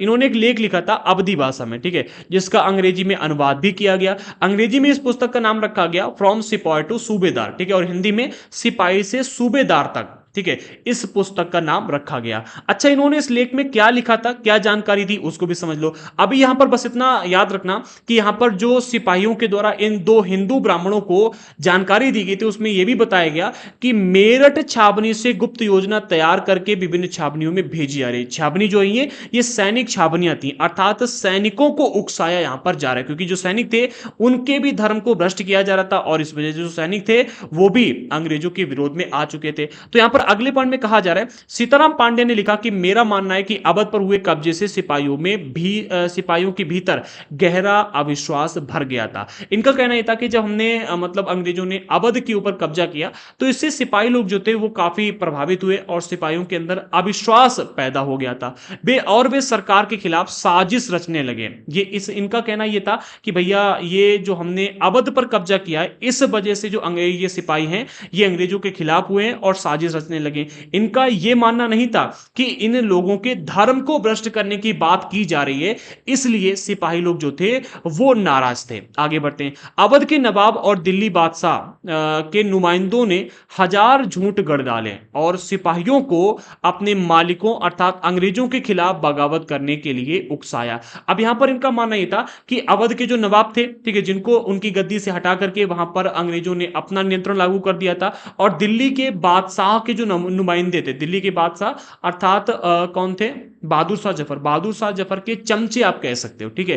तो इनके चमचों ने हजारों झूठी कहानियां बना डाली, ठीक है, और इन सिपाहियों को सुनाई। सिपाहियों के अलावा देश में जगह जगह पर इन झूठी कहानियों को फैलाया, ठीक है, जिससे कि जो सिपाही थे वो अपने मालिकों से ही बगावत करने लगे। इसके लिए इनको उकसाया भी गया ताकि दिल्ली में बादशाह को दोबारा गद्दी पर बिठाया जा सके और उनकी दलील थी कि अगर सिपाही मिलकर काम करें तो इन सुझावों पर और इन सुझावों पर अमल करें तो सेना ऐसा कर सकती है। अर्थात यहां पर ये जितनी भी कांड किए जा रहे थे, जो भी मतलब अफवाहें उड़ाई जा रही थी, झूठी या फिर सच्ची थी, जो अफवाहें उड़ाई जा रही थी, उनके पीछे का रीजन ये था कि बादशाह को दोबारा से दिल्ली की गद्दी पर बिठाया जा सके। ठीक है, क्योंकि यहां पर अंग्रेजों ने ऐलान कर दिया था कि अब हम, ठीक है, जैसे ही मुगल बादशाह की मृत्यु हो जाएगी, इसके बाद में किसी भी मुगल, इनके जो वंशज होंगे उनको बादशाह के रूप में मान्यता नहीं देंगे, बल्कि राजकुमार के रूप में मान्यता देंगे। और जल्द ही इनको लाल किले से हटा करके दिल्ली में कहीं और बसाने की बात कही जाने लगी थी। इस वजह से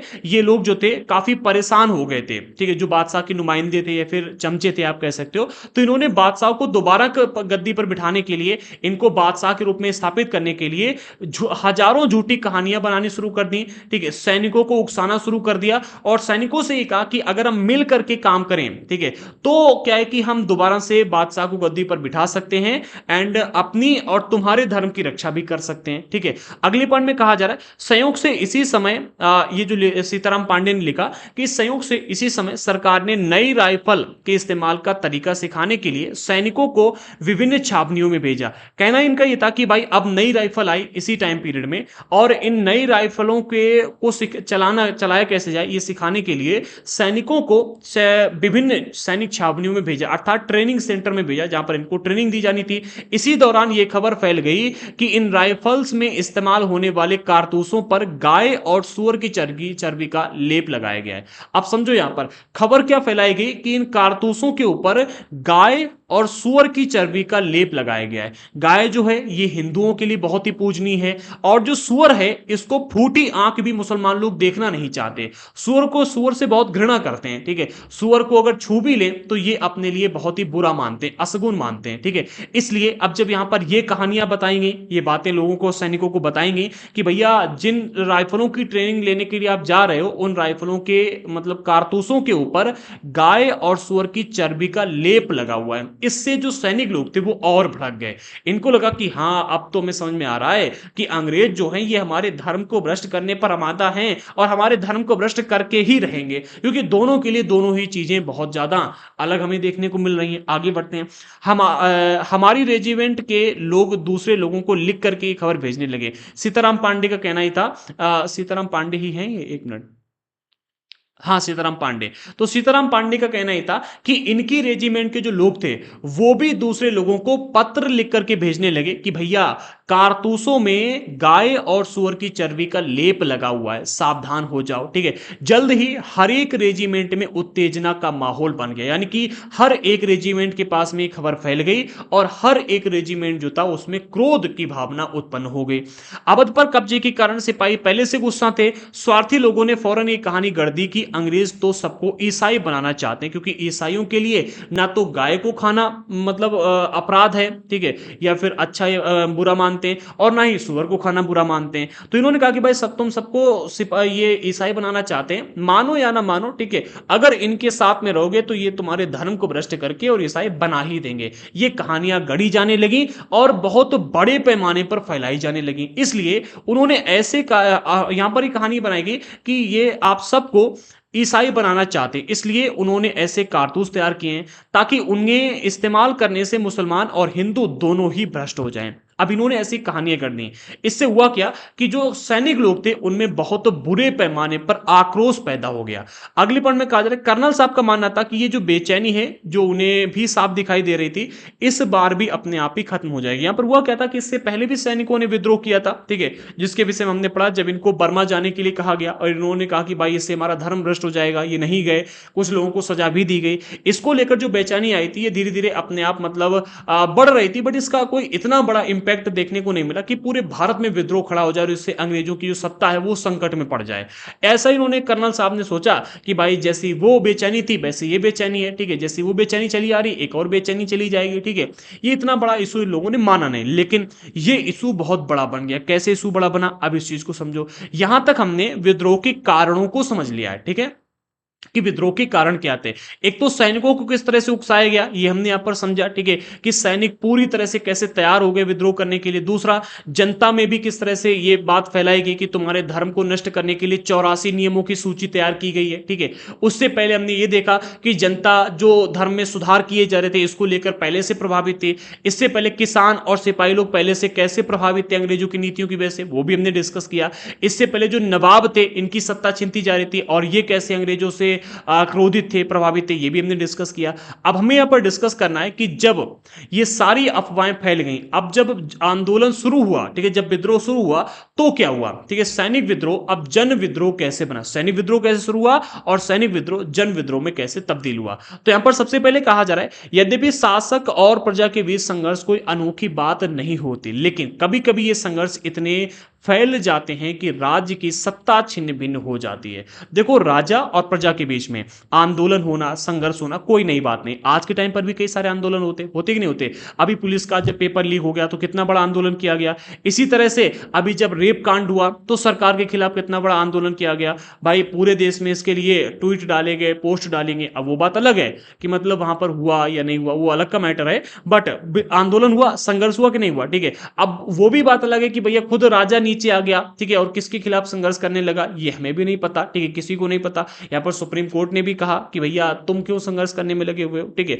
तो ये चीज हमें यहां पर देखने को मिलती है कि कोई नई बात नहीं है कि भैया राजा और प्रजा के बीच में संघर्ष हो, लेकिन कई बार ये संघर्ष इतने बड़े हो जाते हैं कि राजा की सत्ता को छिन्न भिन्न कर देते हैं। जैसे कि अगर आप देखोगे तो कांग्रेस की सरकार में अन्ना हजारे जब आंदोलन पर बैठे थे तो ईंट से ईंट बजा डाली थी सरकार की। हुआ था कि नहीं हुआ था, बताओ मैं। अभी जब किसान लोगों ने मतलब कृषि कानून के विरोध में आंदोलन किया तब क्या है कि तीनों कृषि कानूनों को वापस लेना पड़ा। तो कई बार ऐसा होता है कि आंदोलन जो होते हैं इतने बड़े हो जाते हैं कि सरकार की सत्ता छिन्न भिन्न हो जाती है। बहुत सारे लोगों का मानना यह था, बहुत सारे लोग मानने लगे थे कि उन सबका शत्रु एक है। राजा भी मान रहे थे, प्रजा भी मान रही थी, सैनिक भी मान रहे थे, किसान भी मान रहे थे, जो आम जनता थी वो भी मान रही थी। इसलिए वे सभी कुछ करना चाहते। अब सब जो थे सबके सब चाहते थे कि कुछ किया जाए और हम अंग्रेजों से बदला ले पाए। मतलब सबके अंदर ना वो कहते ना एक बार दिला दे।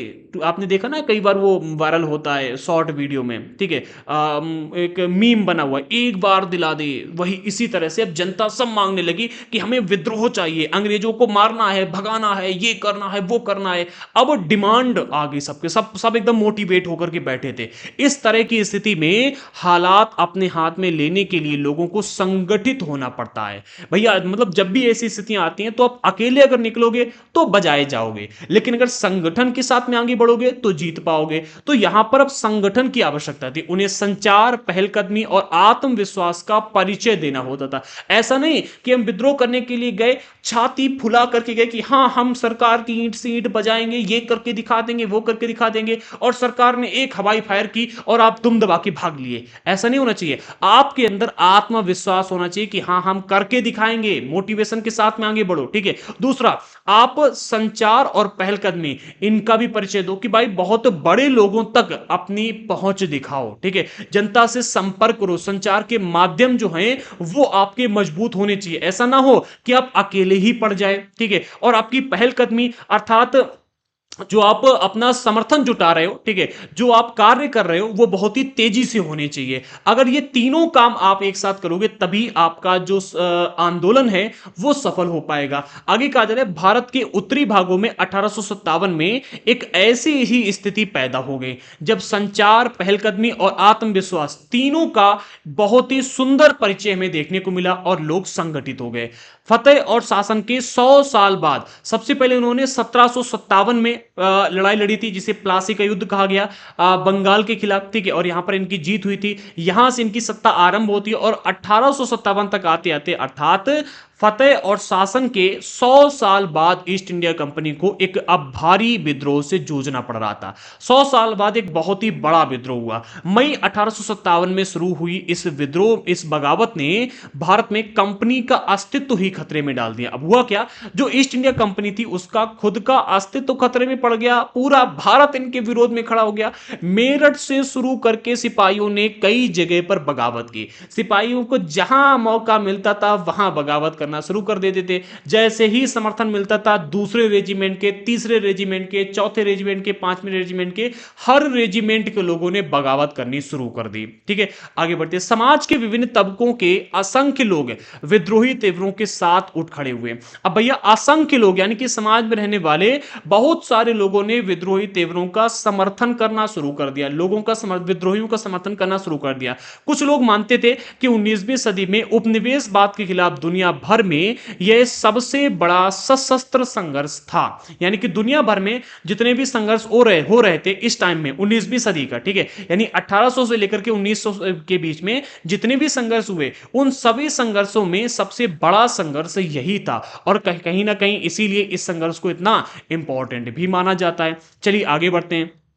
अब हमें यहां पर इस संघर्ष के शुरुआत को समझना है कि इस संघर्ष की आखिरकार शुरुआत कहां से हुई। हमने देखा कि सभी मोटिवेट हो चुके थे, ठीक है, कि भैया अब तो विद्रोह करना है, सब अंग्रेजों के खिलाफ हो गए। लेकिन यहां से शुरुआत, पहला बाण किसने चलाया, पहला वार किसने किया, कहां से एग्जैक्ट शुरुआत होती है, तो मेरठ से दिल्ली तक, मेरठ से शुरुआत होती है। और ये जो शुरुआत है फिर दिल्ली तक बगावत पहुंचती है और दिल्ली से पूरे देश में फैलती है। अब आइए समझते हैं। तो पहले बिंदु में कहा जा रहा है 29 मार्च 1857 को युवा सिपाही जिनका नाम है मंगल पांडे, यही है मंगल पांडे, इनकी रियल इमेज यहां पर दी गई, देख लीजिएगा, ठीक है। तो युवा सिपाही मंगल पांडे को 29 मार्च 1857 को क्या किया गया, बैरकपुर में अपने अफसरों पर हमला करने के आरोप में गिरफ्तार कर लिया गया तथा मुकदमा चला करके 8 अप्रैल 1857 को फांसी पर लटका दिया गया। इनके ऊपर एक मूवी भी बनाई गई है, अगर आप चाहें तो देख सकते हो। उसमें आमिर खान जो है मेन रोल में है, अर्थात मंगल पांडे का रोल आमिर खान ने किया हुआ है, ठीक है।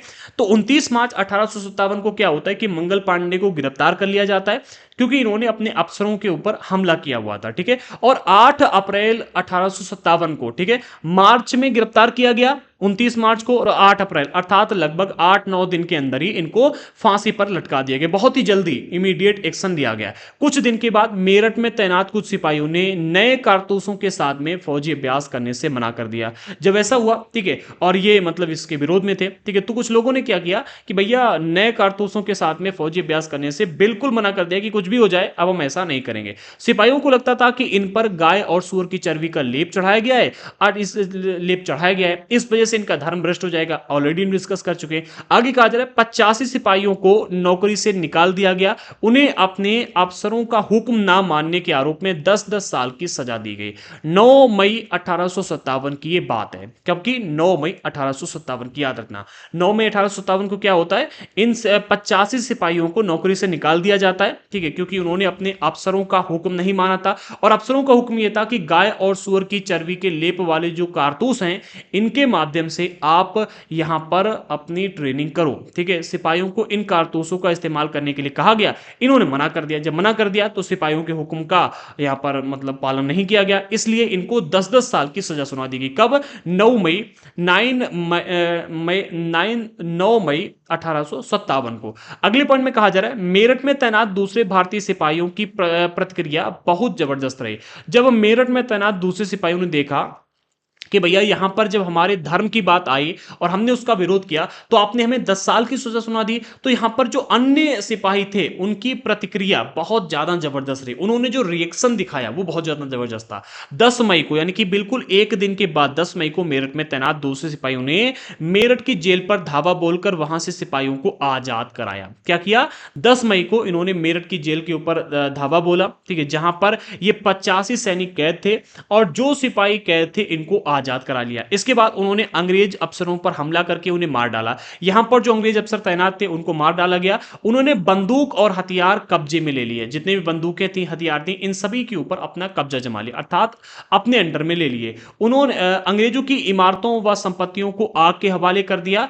फिरंगियों के खिलाफ युद्ध का ऐलान कर दिया। अब यहां से युद्ध का ऐलान होता है, कब होता है, 10 मई को, ठीक है, 10 मई 1857 को यह बगावत शुरू हो जाती है, ठीक है। और इसकी नींव नींव कब पड़ी थी अगर देखो तो मंगल पांडे की मृत्यु के साथ में नींव पड़ी थी। फिर आगे चलकर के ये नींव मजबूत हो गई जब 9 मई 1857 को कुछ अफसरों को 10-10 साल की सजा सॉरी कुछ सिपाहियों को 10-10 साल की सजा सुना दी गई।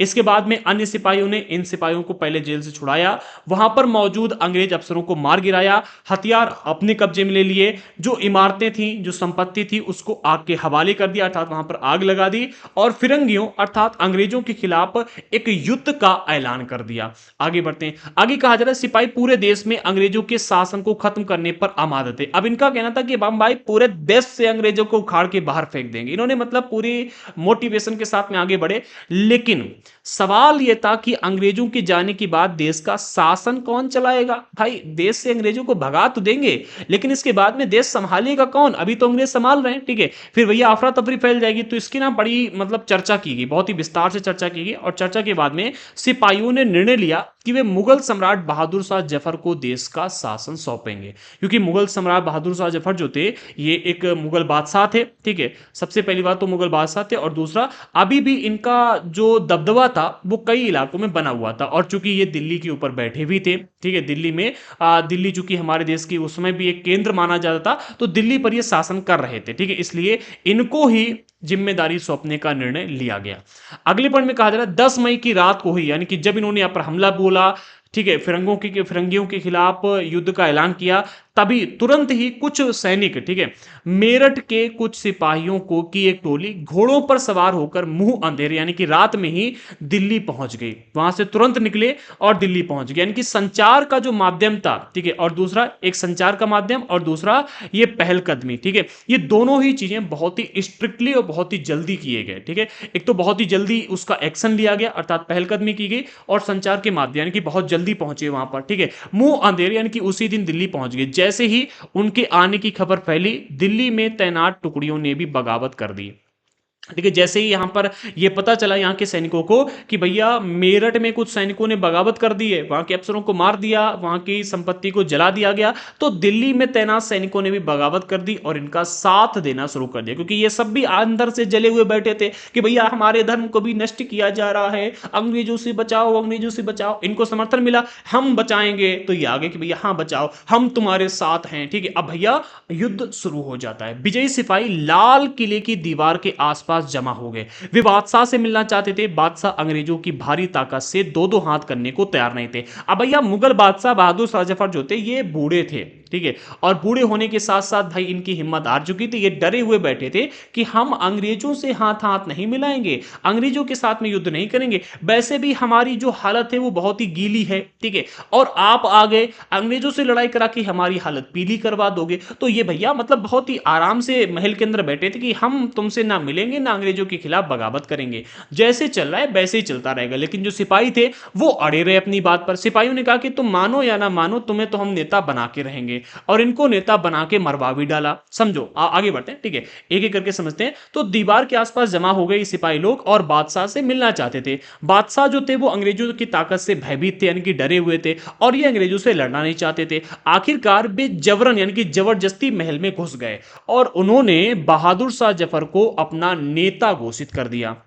यानी कि इनको किसी न किसी तरह से मना लिया और इनको अपना नेता घोषित कर दिया कि आज से आप हमारे नेता हो और इस आंदोलन का नेतृत्व भी आप ही कर रहे हो, ठीक है। यानी कि कर्ता धर्ता इनको बना करके बिठा दिया गया और ये पहले से डरे हुए बैठे थे। अगले पॉइंट में कहा जा रहा है बूढ़े बादशाह को सिपाहियों की ये मांग माननी ही पड़ी। उन्होंने देश भर के मुखियाओं और शासकों को चिट्ठी लिख करके अंग्रेजों से लड़ने के लिए भारतीय राज्य का एक संघ बनाने का आह्वान किया। इन्होंने अब क्या किया, चिट्ठी लिखी और ये कहा कि भाई जाओ जितने भी हमारे देश के अंदर रहने वाले मुखिया हैं, शासक हैं, रजवाड़े हैं, उन सभी के पास में चिट्ठी पहुंचाओ। और चिट्ठी में कहा कि भैया अंग्रेजों के खिलाफ लड़ने के लिए हमें एक भारतीय संघ बनाने की आवश्यकता है, सभी लोग आकर के इकट्ठा हो और अंग्रेजों के खिलाफ लड़ाई लड़ो। इन्होंने क्या किया, भारतीय राज्यों का एक संघ बना करके अंग्रेजों के खिलाफ लड़ाई लड़ने के लिए आह्वान कर दिया। बस इनका इतना सा कदम काफी था अंग्रेजों की सत्ता हिलाने के लिए, पूरे देश को संगठित करने के लिए, और यही सिपाही चाहते भी थे।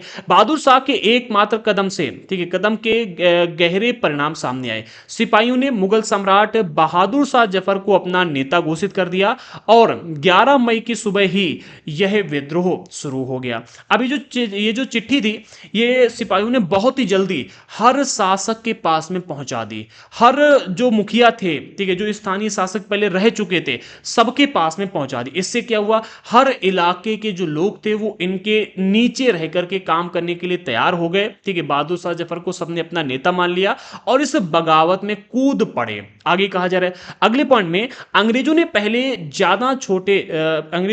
ज्यादातर छोटे शासकों और रजवाड़े, एक मिनट में, अंग्रेजों से पहले ज्यादातर छोटे शासक और रजवाड़े मुगल बादशाहों के नाम पर ही, हाँ, एक मिनट, तो यहां पर ही कहा जा रहा है कि अंग्रेजों के शासन से पहले ज्यादातर छोटे जो शासक थे, छोटे छोटे शासक थे, रजवाड़े थे, ये मुगल बादशाह के नाम पर ही अपने इलाके का शासन चलाते थे। ये कहते हैं भैया कि हम तो मुगल बादशाहों के अंतर्गत आते हैं, ठीक है, उनको अपना राजा मानते हैं और उनको राजा मान करके अपने इलाके का शासन चलाने में लगे हुए अंग्रेजों के शासन से पहले। ठीक है, तो ब्रिटिश शासन के विस्तार से भयभीत ऐसे बहुत सारे शासकों को लगता था कि अगर मुगल बादशाह दोबारा शासन स्थापित कर लें तो वे मुगल आधिपत्य में दोबारा अपने इलाकों का शासन बेफिक्र होकर के चलाने लगेंगे। अर्थात ऐसे लोग जो पहले मुगल बादशाहों के अंतर्गत रह करके अपने शासन को चलाया करते थे, जो अंग्रेजों की ताकत से भयभीत हो चुके थे, जो ब्रिटिश शासन से के विस्तार से काफी डरे हुए थे, तो ये चाहते थे कि मुगल बादशाह दोबारा से अपनी सत्ता स्थापित करें, अपना शासन स्थापित करें, ताकि उनके नियंत्रण में रह करके हम फिर से अपने इलाकों का बिना टेंशन के संभाल सकें, अपना शासन चला सकें। अगले पॉइंट में कहा जा रहा है अंग्रेजों को इन घटनाओं की उम्मीद नहीं थी। अंग्रेजों को लग रहा था कि भाई मतलब कारतूस का मामला है, ठीक है, और ये धीरे धीरे समाप्त हो जाएगा, तो वो आराम से सो रहे थे। ठीक है, उनका भाई होने दो जो हो रहा है, ठीक है, इतना बड़ी इशू नहीं, उन्होंने माना, वो सोते रहे आराम से। लेकिन ये तो रातों रात, ठीक है, 10 मई को बगावत शुरू हुई और 11 मई तक पूरे देश में फैल गई। देखो कितना अच्छा संचार का माध्यम रखा गया, पूरे देश में 11 से 12 मई तक धीरे धीरे फैलनी शुरू हो गई। ठीक है, जहां तक ये पहुंचते गए वहां तक बगावत फैलती गई। उन्हें लगता था कि कारतूसों के मुद्दे पर पैदा हुई उथल पुथल कुछ समय में शांत हो जाएगी, लेकिन जब बहादुर शाह जफर ने बगावत को अपना समर्थन दे दिया तो स्थिति रातों रात बदल गई। अब बहादुर शाह जफर जो कि दिल्ली के ऊपर अपना शासन कर रहा था, अभी भी इनका बादशाह के रूप में महत्व था और बादशाह एक टाइम पर पूरे देश पर शासन चलाते थे। ठीक है, पूरे देश के मतलब बहुत सारे इलाके पर शासन चलाते थे, पूरे देश पर तो उन्होंने कभी भी नियंत्रण स्थापित नहीं कर पाया, लेकिन लगभग पूरे देश पर शासन चलाते थे। तो बहुत सारे रजवाड़े ऐसे थे जो इनके अंतर्गत आते थे और वो चाहते थे कि फिर से मुगल बादशाह स्थापित हो जाएं। तो उन सभी लोगों ने इनकी बात मान करके अंग्रेजों के खिलाफ लड़ाई लड़नी स्वीकार कर ली। अक्सर ऐसा होता है कि जब लोगों को कोई रास्ता दिखाई देने लगता है तो उनका उत्साह और साहस अपने आप बढ़ जाता है।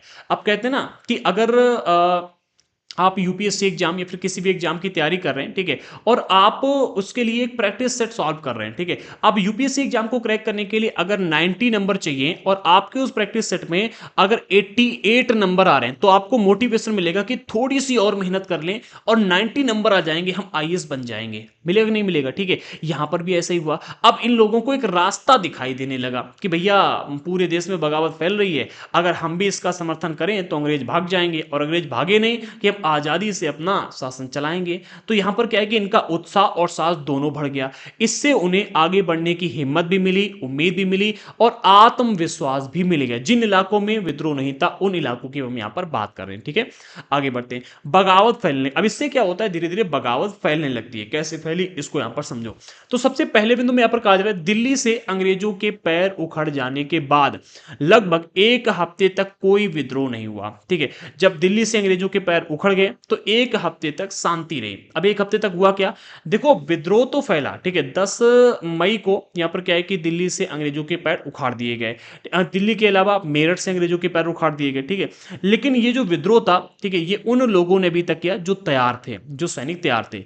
अब एक हफ्ता लगा अन्य लोगों को अपनी तैयारी करने में। ठीक, एक हफ्ता तक ये विद्रोह शांत रहा, तब तक लोगों तक खबर पहुंचाएगी और लोगों ने अपनी तैयारियां की, क्योंकि खबर फैलने में कुछ समय तो लगता ही है, लेकिन फिर फिर तो विद्रोह का सिलसिला शुरू हो गया। जैसे जैसे विभिन्न इलाकों में खबर फैलती गई तो हर इलाके के लोग, जो हर इलाके के सैनिक थे, लोग थे, वो सब विद्रोह करना शुरू कर दिए। जैसे कि यहाँ के सैनिक हैं, अभी तक ब्रिटिशों के लिए काम कर रहे हैं, यहाँ के विद्रोही सैनिक पहुंचे, चलो भैया विद्रोह शुरू हो गया, इन्होंने भी यहाँ के लोगों को मार दिया और मारने के बाद में विद्रोह शुरू कर दिया। ऐसे यहाँ फिर यहाँ यहाँ जहां जहां फैलते गए जाते गए, मतलब विद्रोह खड़ा होता गया धीरे धीरे भारत के विभिन्न इलाकों में, और फिर पूरे भारत में विद्रोह फैल गया। अगले पॉइंट में कहा जा रहा है एक के बाद एक हर रेजिमेंट के सिपाही ने विद्रोह कर दिया, जो कि मैंने अभी आपको बताया, हर रेजिमेंट में उत्तेजना छा गई और धीरे धीरे विद्रोह होने लगा। वे दिल्ली, कानपुर, लखनऊ जैसे मुख्य केंद्रों पर दूसरी टुकड़ियों का साथ देने के लिए निकल पड़े। धीरे धीरे क्या हुआ, ये दिल्ली हो गया, लखनऊ हो गया, कानपुर हो गया, ये मुख्य केंद्र थे विद्रोह के उस टाइम पर। ठीक है, अभी लास्ट में हम डिस्कस करेंगे कि कौन कौन से मुख्य केंद्र थे। तो इन मुख्य केंद्रों पर जो विद्रोही सैनिक थे वो एक बड़ी मात्रा में इकट्ठा होने लगे कि भैया अंग्रेज आएंगे, ठीक है, और अंग्रेज आकर के बड़ी मार मारेंगे। तो जब अंग्रेज आकर बड़ी मार मारे तो हम सभी इकट्ठा होकर के उनके साथ में युद्ध करें और उनको हराएं, ताकि इस आंदोलन में हम जीत सकें, इस विद्रोह में हम जीत सकें और अंग्रेज जो हमें मारने आ रहे हैं उनको मार के भगा सकें। मुख्य केंद्रों पर ये इकट्ठा होने लगे। आगे उनकी देखा देखी कस्बों और गांव के लोग जो थे वो भी बगावत के रास्ते पर चलने लगे। जो गांव के लोग थे, किसान मुख्य रूप से, जो इनके भारी भरकम लगान से परेशान थे, किसान के अलावा अन्य लोग, ठीक है, जैसे कि जमींदार थे, वो भी लोगों को इकट्ठा करके, ठीक है, और इस बगावत में कूद पड़े। कि जमींदार लोग जो थे वो भी अपने लठैत रखते थे, लठैत के अलावा कई सारे किसान थे जो कि उनके समर्थन में रहते थे, और किसान बहुत बड़े लड़ाका होते हैं। बहुत सारे अखाड़े थे जिसमें क्या है कि अखाड़ों में कुश्ती करने वाले लोग थे, वो भी इस बगावत में कूद पड़े। तो धीरे धीरे गांव देहात के जो लोग थे, जो कस्बे के लोग थे, वो भी इस बगावत में कूद पड़े। वे स्थानीय नेताओं, जमींदारों और मुखियाओं के पीछे संगठित होने लगे। जो मुखिया थे, जमींदार थे और नेता थे स्थानीय, उनके पीछे संगठित हो गए। ये लोग अपनी सत्ता स्थापित करने और अंग्रेजों से लोहा लेने को तैयार थे। अर्थात स्थानीय मुखिया, नेता, जमींदार, ये सभी लोग अपने अपने इलाकों में अपनी सत्ता स्थापित करने और अंग्रेजों से लोहा लेने के लिए अब तैयार हो चुके थे, क्योंकि इनको लग गया कि पूरे देश में बगावत फैल रही है, अंग्रेज कहां कहां लड़ाई लड़ेंगे। अब यहां पर होता क्या है कि स्वर्गीय पेशवा बाजीराव के दत्तक पुत्र थे जिनका नाम था नाना साहब। ये वही नाना साहब हैं जिन्होंने अंग्रेजों से अनुरोध किया था कि भैया हमारे पिताजी को जो पेंशन मिल रही है वो हमें देने लगो। लेकिन अंग्रेज थे अपने नशे में चूर, तो अंग्रेजों ने मना कर दिया कि भैया जाओ अपना काम करो, पेंशन वेंशन मिलने वाली नहीं है, ठीक है, निकलो यहां से, पहली फुर्सत में निकलो। अब यहां पर नाना साहब ने भी कहा कि तुमने हमें पहली फुर्सत में निकाला, हम अब तुम्हें यहां पर दूसरी फुर्सत में निकालेंगे। बगावत में इन्होंने भी अपना हाथ डाल दिया। ये कानपुर के पास में रहते थे, ठीक है, उन्होंने सेना इकट्ठा की और ब्रिटिश सैनिकों को शहर से खदेड़ दिया। इन्होंने ब्रिटिश सैनिकों को मार नहीं डाला बल्कि खदेड़ा, ठीक है। अगर मार डालते तो ज्यादा अच्छा रहता, क्योंकि यही ब्रिटिश सैनिक फिर जाकर के अंग्रेजों के साथ में मिले और दोबारा आकर के यहां पर हमला किया, ठीक है। तो दोबारा आकर हमला करते ही क्यों, उससे पहले इनको मार के खत्म कर देते। वो भी तो ऐसे ही करते थे, लोगों के सामने उनके बेटों को मार डाला और आप नहीं मार पा रहे थे, ठीक है। तो यहां पर इनकी गलती रही, इन्होंने सैनिकों को खदेड़ दिया और खुद को पेशवा तथा बहादुर शाह जफर के तहत गवर्नर घोषित कर दिया। इन्होंने कहा कि भाई हम पेशवा, जो कि पहले थे, ठीक है, मराठाओं में पेशवा की पद्धति चली आ रही थी, जो कि हमने पिछले चैप्टर्स में डिस्कस किए। तो इन्होंने खुद को पेशवा घोषित किया और बहादुर शाह जफर के तहत गवर्नर घोषित कर दिया, ठीक है, कि भैया अब हम बहादुर शाह जफर के तहत गवर्नर बन करके काम करेंगे, अर्थात बहादुर शाह जफर के सत्ता को स्वीकार करते हैं। अगले पॉइंट में लखनऊ की गद्दी से हटा दिए गए नवाब वाजिद अली शाह के बेटे जिनका नाम था विरजिस कद्र, इनको नवाब घोषित कर दिया गया और बिरजिस कद्र ने भी इनको नवाब घोषित कर दिया गया और बिरजिस कद्र ने बहादुर शाह जफर को अपना बादशाह मान लिया, ठीक है। बिरजिस कद्र, इनके पिता जो थे वो नवाब थे पहले, जिनका नाम था वाजिद अली शाह, ठीक है। तो इनको नवाब की गद्दी से हटा दिया गया था। अब जो बिरजिस कद्र थे इन्होंने अपने आप को नवाब घोषित किया और बहादुर शाह जफर के अंतर्गत मतलब बहादुर शाह जफर को अपना बादशाह मान लिया। इनकी मां थी जिनका नाम था बेगम हजरत महल, ठीक है।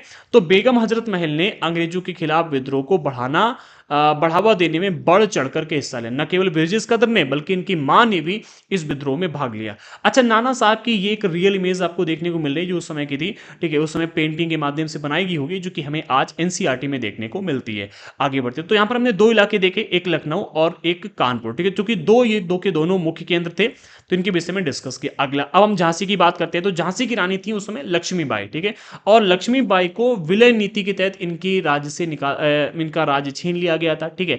तो रानी लक्ष्मीबाई थी, इन्होंने नाना साहेब के एक मिनट, झांसी की रानी लक्ष्मीबाई ने नाना साहेब के सेनापति तात्या तोपे, ये वही नाना साहेब हैं, ठीक है, ये वाले नाना साहेब, ठीक है, तो नाना साहेब के साथ सेनापति जिनका नाम था तात्या तोपे, इनके साथ मिलकर के अंग्रेजों को भारी चुनौती दी, अर्थात अंग्रेजों के साथ में लड़ाई लड़ी।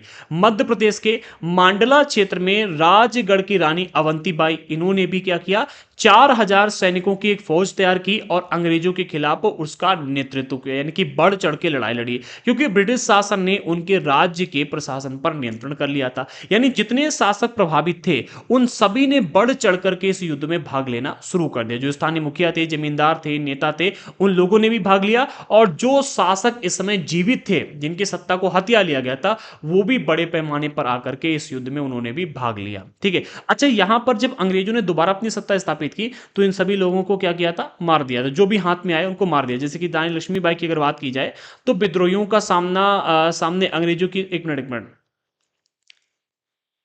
हाँ, मतलब इन्होंने भारी चुनौती दी थी, लेकिन आगे चल करके ये भी मौत के मुंह में चली गई थी, इनकी भी मृत्यु हो गई थी, ठीक है। अभी डिस्कस करेंगे, यहाँ पर दिएंगे, मैं देख रहा था कि भाई यहीं पर दिया गया हो, तो यहाँ पर नहीं दिया गया। अगले पॉइंट में कहा जा रहा है विद्रोहियों के सामने अंग्रेजों की संख्या बहुत कम थी, बहुत से मोर्चों पर उनकी जबरदस्त हार हुई, कई सारे इलाकों में इनकी बहुत बुरी तरह से हार हुई, कई सारे इलाकों में ये मार दिए गए, कई जगहों से ये भाग गए, ये अच्छा नहीं हुआ, ठीक है। अगर इनको वहीं पर मार दिया जाता, ठीक है, हर सैनिक को मारा जाता तो अच्छा रहता, क्योंकि भाई हर सैनिक को मार देते तो ये लौट के वापस तो नहीं आते, ठीक है। अंग्रेजों ने फिर से तैयारी की, लौट के वापस आए और कुचल के ये पूरा विद्रोह खत्म कर दिया, ठीक है। आगे बढ़ते, अब लोगों को विद्रोह में कूद पड़ने का गहरा आत्मविश्वास मिल गया। जब इन्होंने देखा कि भैया अंग्रेजों के जो सैनिक हैं वो मारे जा रहे हैं, भगाए जा रहे हैं, तो आम जनता भी इसमें कूदने लगी, ठीक है। खास तौर से अवध के इलाके में चौतरफा बगावत की स्थिति आ गई थी। जो अवध का इलाका था, यहां पर हर तरफ बगावत होने लगी, जहां पर भी अंग्रेज सैनिक मिले, मारो काटो भगाओ, ठीक है, और उसे मारा जाने लगा। 6 अगस्त 1857 को लेफ्टिनेंट कर्नल जिनका नाम था टाइलर, इन्होंने अपने कमांडर इन चीफ को एक टेलीग्राम भेजा, जिसमें उन्होंने अंग्रेजों के भय को व्यक्त किया। इन्होंने टेलीग्राम भेजा, यानी कह सकते हो एक प्रकार का मैसेज भेजा, ठीक है, और इसमें इन्होंने कहा हमारे लोग विरोधियों की संख्या और लगातार लड़ाई से थक गए हैं। जो विरोधियों की संख्या है वो बहुत अधिक है, और जो लगातार लड़ाई चल रही इससे थक चुके हैं। एक एक गांव हमारे खिलाफ है, जमींदार भी हमारे खिलाफ खड़े हो गए। इन्होंने ये टेलीग्राम भेजा। यहां पर अगर आप देखोगे तो इनका डर साफ दिखाई पड़ रहा है कि विरोधियों की संख्या और लगातार लड़ाई से हमारे लोग थक चुके हैं, अर्थात ब्रिटिश थक चुके हैं, ठीक है, और एक एक गांव और जमींदार इनके खिलाफ खड़े हुए हैं। इससे इनकी बुरी तरह से हार हो रही है और इसलिए ये बहुत डरे हुए थे। इन्होंने ये मैसेज भेजा था, ठीक है। आगे बढ़ते, इस मैसेज में मतलब ये लिखा गया था, और भी कई सारा मैसेज था, जो मुख्य था वो यहां पर दिया गया है। अगले पॉइंट में कहा जा रहा है इस दौरान बहुत सारे महत्वपूर्ण नेता सामने आए। उदाहरण के लिए फैजाबाद के मौलवी अहमदुल्ला शाह, इन्होंने भविष्यवाणी कर दी कि अंग्रेजों का शासन जल्द ही खत्म हो जाएगा। वह समझ चुके थे कि जनता क्या चाहती है। देखो, बहुत सारे इलाकों में जो ये मौलवी होते हैं, ब्राह्मणों में कई सारे आपको मतलब संत तो नहीं मिलेंगे, ठीक है, कई सारे ऐसे बाबा लोग देखने को मिल जाएंगे, ऐसे ईसाइयों में भी मिल जाएंगे, ऐसे मतलब कई सारे धर्मों में कुछ ऐसे लोग होते हैं जो मौका देख करके भविष्यवाणी बहुत जल्दी कर देते हैं। यहां पर भी इन्होंने भविष्यवाणी करना शुरू कर दिया। फैजाबाद में मौलवी अहमदुल्ला शाह ने भविष्यवाणी की कि अंग्रेजों का शासन बहुत जल्दी अब खत्म हो जाएगा। वे समझ चुके थे कि जनता क्या चाहती, जनता चाहती थी कि आप ये कहो कि अंग्रेजों का शासन खत्म होने वाला है, तो इन्होंने वैसे ही कह दिया। इन्होंने कहा कि हाँ, हम भविष्यवाणी करते हैं कि अब अंग्रेजों का शासन बहुत ही जल्दी समाप्त हो जाएगा। इसी आधार पर उन्होंने क्या किया, अपने समर्थकों की एक विशाल संख्या जुटा ली। भविष्यवाणी करते हुए इन्होंने अपने समर्थकों की संख्या जुटाई, यानी कि इनको बहुत सारे लोग इनको मानने लगे, ठीक है, इनके समर्थक बढ़ गए। अपने समर्थकों के साथ वे अंग्रेजों से लड़ाई लड़ने के लिए लखनऊ जा पहुंचे, ठीक है। अब इससे अगर आप देखोगे तो लखनऊ में बहुत अधिक लोग आ गए, ठीक है, और अधिक लोगों के साथ में अंग्रेजों को लड़ाई लड़नी पड़ रही थी। इससे अंग्रेज भी यहां से भागने लगे। अगले पॉइंट में, दिल्ली में अंग्रेजों का सफाया करने के लिए बहुत सारे गाजी योद्धा, जिन्हें धर्म योद्धा कहा जाता है, इनको इकट्ठा, ये गाजी योद्धा इकट्ठा हो गए। गाजी योद्धा, ठीक है, गाजी ये धर्म योद्धा कहे जाते हैं, ठीक है, धर्म के लिए लड़ने वाले, ठीक है। तो दिल्ली में अंग्रेजों को भगाने के लिए, दिल्ली में अंग्रेजों का सफाया करने के लिए बहुत सारे गाजी इकट्ठे हो गए। बरेली के सिपाही वक्स खान, इनका नाम सॉरी बख्त खान, ठीक है, लड़ाकों की एक विशाल टुकड़ी के साथ दिल्ली की ओर कूच कर दिया। इन्होंने भी क्या किया, एक लड़ाकों की पूरी टुकड़ी ली, यानी कि सैनिकों की टुकड़ी ली, और इन्होंने भी दिल्ली की ओर रवाना कर दिया अपने रथ को, ठीक है। आगे वह इस बगावत के मुख्य व्यक्ति साबित हुए। जो ये बगावत हो रही थी, इस बगावत के सिपाही बख्त खान एक मुख्य व्यक्ति साबित हुए। बिहार के एक पुराने जमींदार थे जिनका नाम था कुंवर सिंह, इन्होंने भी विद्रोही सिपाहियों का साथ दिया, ठीक है, कुंवर सिंह ने, और महीनों तक अंग्रेजों से लड़ाई लड़ी। तमाम इलाकों के नेता और लड़ाके इस युद्ध में हिस्सा ले रहे थे। तो विभिन्न इलाकों के नेता थे, लड़ाके यानी कि योद्धा थे, जो कि इस युद्ध में भाग लेने में लगे हुए थे। जब हम लड़ाके शब्द का इस्तेमाल करते हैं तो याद रखना सिपाही से ये एक अलग है। विभिन्न इलाकों में आपको ऐसे लोग मिलते हैं जो कि लड़ाई लड़ना जानते हैं, ठीक है, उनको लड़ाके कहा जाता है। आगे बढ़ते हैं। अब हमारी यहां पर अगली हेडिंग है कंपनी का पलटवार। अब कंपनी पलटवार कैसे करती है और इस युद्ध के जो परिणाम थे, जो कि अंग्रेजों के अभी तक खिलाफ थे, उसको अंग्रेज अपने पक्ष में कैसे कर लेते हैं, इसको समझिएगा। तो पहले बिंदु में यहां पर कहा जा रहा है, एक मिनट, हाँ, पहले बिंदु में कहा जा रहा है, इस उथल पुथल के बावजूद अंग्रेजों ने हिम्मत नहीं छोड़ी। कंपनी ने अपनी पूरी ताकत लगाकर विद्रोह को कुचलने का फैसला कर लिया। उन्होंने इंग्लैंड से और फौजी मंगवाए। इन्होंने क्या किया, इंग्लैंड मैसेज भेजा, ठीक है, जो कि टेलीग्राम भेजा ही भेजा था, तो इंग्लैंड से और भी अधिक फौजियों को मंगवा लिया। विद्रोहियों को जल्द सजा देने के लिए नए कानून बनाए और विद्रोह के मुख्य केंद्रों पर धावा बोल दिया। समझो, इतना अधिक विद्रोह होने के बाद भी जो अंग्रेज हैं वो अपनी नीतियों को नहीं भूल रहे। उन्होंने क्या किया, तुरंत जाकर के हमला नहीं किया, बल्कि अपने सिस्टम के तहत सिस्टम को फॉलो किया। इन्होंने सबसे पहले कानून बनाया कि जो विद्रोही लोग हैं उनको सजा क्या देनी चाहिए, ठीक है। विद्रोहियों को सजा देने के लिए पहले कानून बनाए गए, और फिर जो विद्रोह के मुख्य केंद्र थे, जैसे कि लखनऊ हो गया, कानपुर हो गया, दिल्ली हो गया, इन इलाकों में अटैक किया। आगे अगले पॉइंट में कहा जा रहा है, शुरू में अंग्रेजी सेनाओं को दिल्ली की भारी किलेबंदी को तोड़ने में मुश्किल हुई। स्टार्टिंग में जब भी वहां पर अटैक करने गए तो दिल्ली में बहुत भारी किलेबंदी थी। इस किलेबंदी को तोड़ने में इनको बहुत अधिक मुसीबतों का सामना करना पड़ा। आगे 3 सितंबर 1857 को, समझो 10 मई को ये विद्रोह शुरू होता है।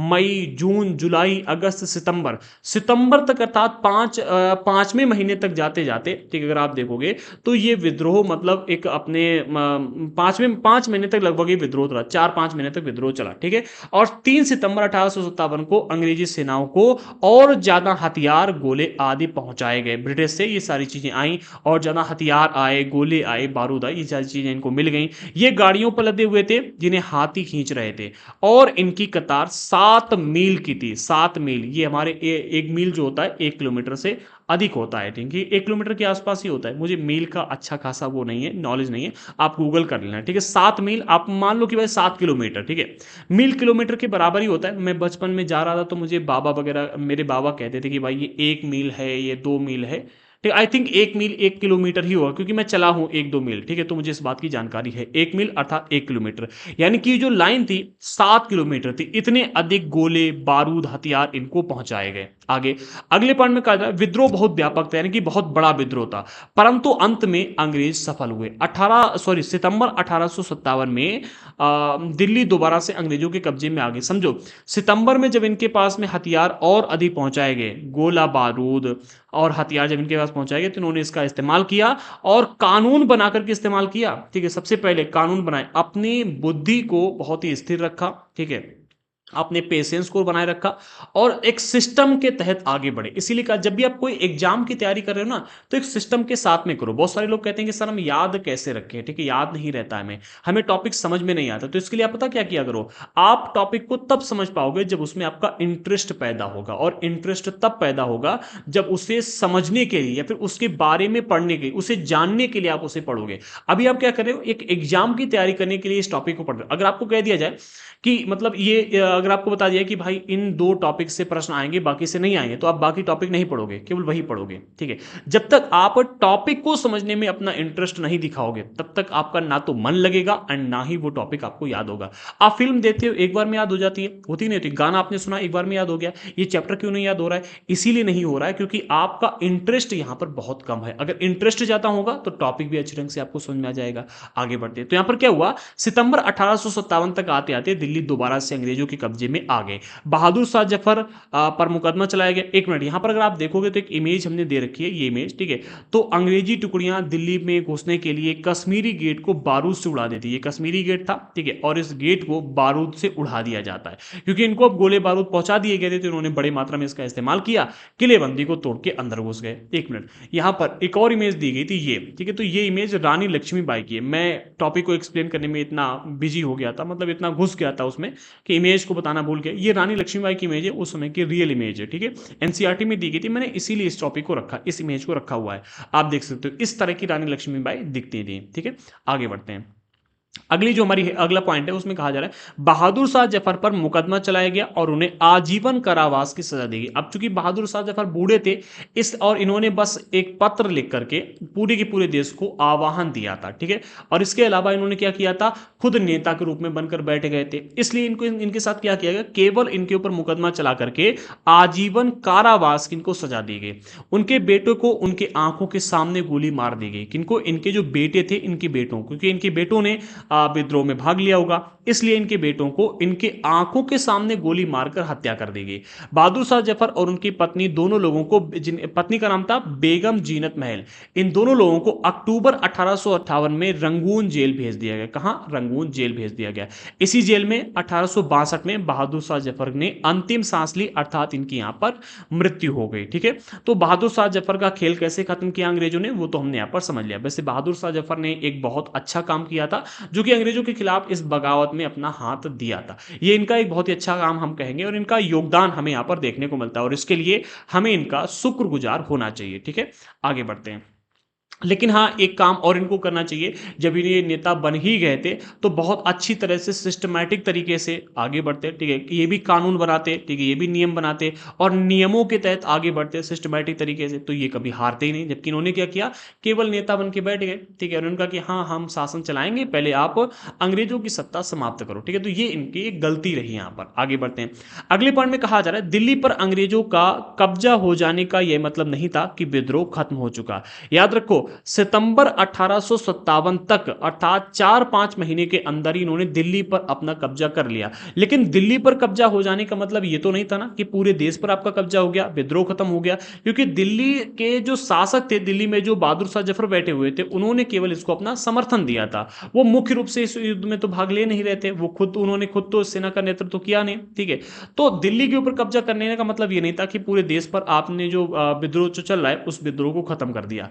इसके बाद भी लोग अंग्रेजों से टक्कर लेते रहे विभिन्न इलाकों में, ठीक है, टक्कर लेते रहे। आगे कहा जा रहा है ये बगावत की विशाल ताकत, एक मिनट, ये व्यापक बगावत की विशाल ताकत को कुचलने के लिए अंग्रेजों को अगले 2 साल लगे, 2 साल तक लड़ाई लड़नी पड़ी, ठीक है। इन्होंने जब दिल्ली के ऊपर कब्जा कर लिया, उसके बाद भी 2 साल लगे इस पूरी बगावत को कुचलने के लिए। अगले पॉइंट में कहा जा रहा है मार्च 1858 में लखनऊ अंग्रेजों के कब्जे में चला गया। जून 1858 में रानी लक्ष्मीबाई की शिकस्त हुई, उन्हें मार दिया गया, ठीक है। समझो 1800 मार्च 1858 में लगभग अगर आप देखोगे तो विद्रोह शुरू होने के 1 साल बाद, ठीक है, लगभग 1 साल बाद, 10 महीने मान सकते हो आप, ठीक है, लगभग 1 साल बाद लखनऊ पर कब्जा कर लेते हैं। फिर इसके बाद में जून में, अर्थात 1 साल बाद, ये क्या करते हैं, रानी लक्ष्मीबाई को हरा करके यहां पर भी कब्जा कर लेते हैं।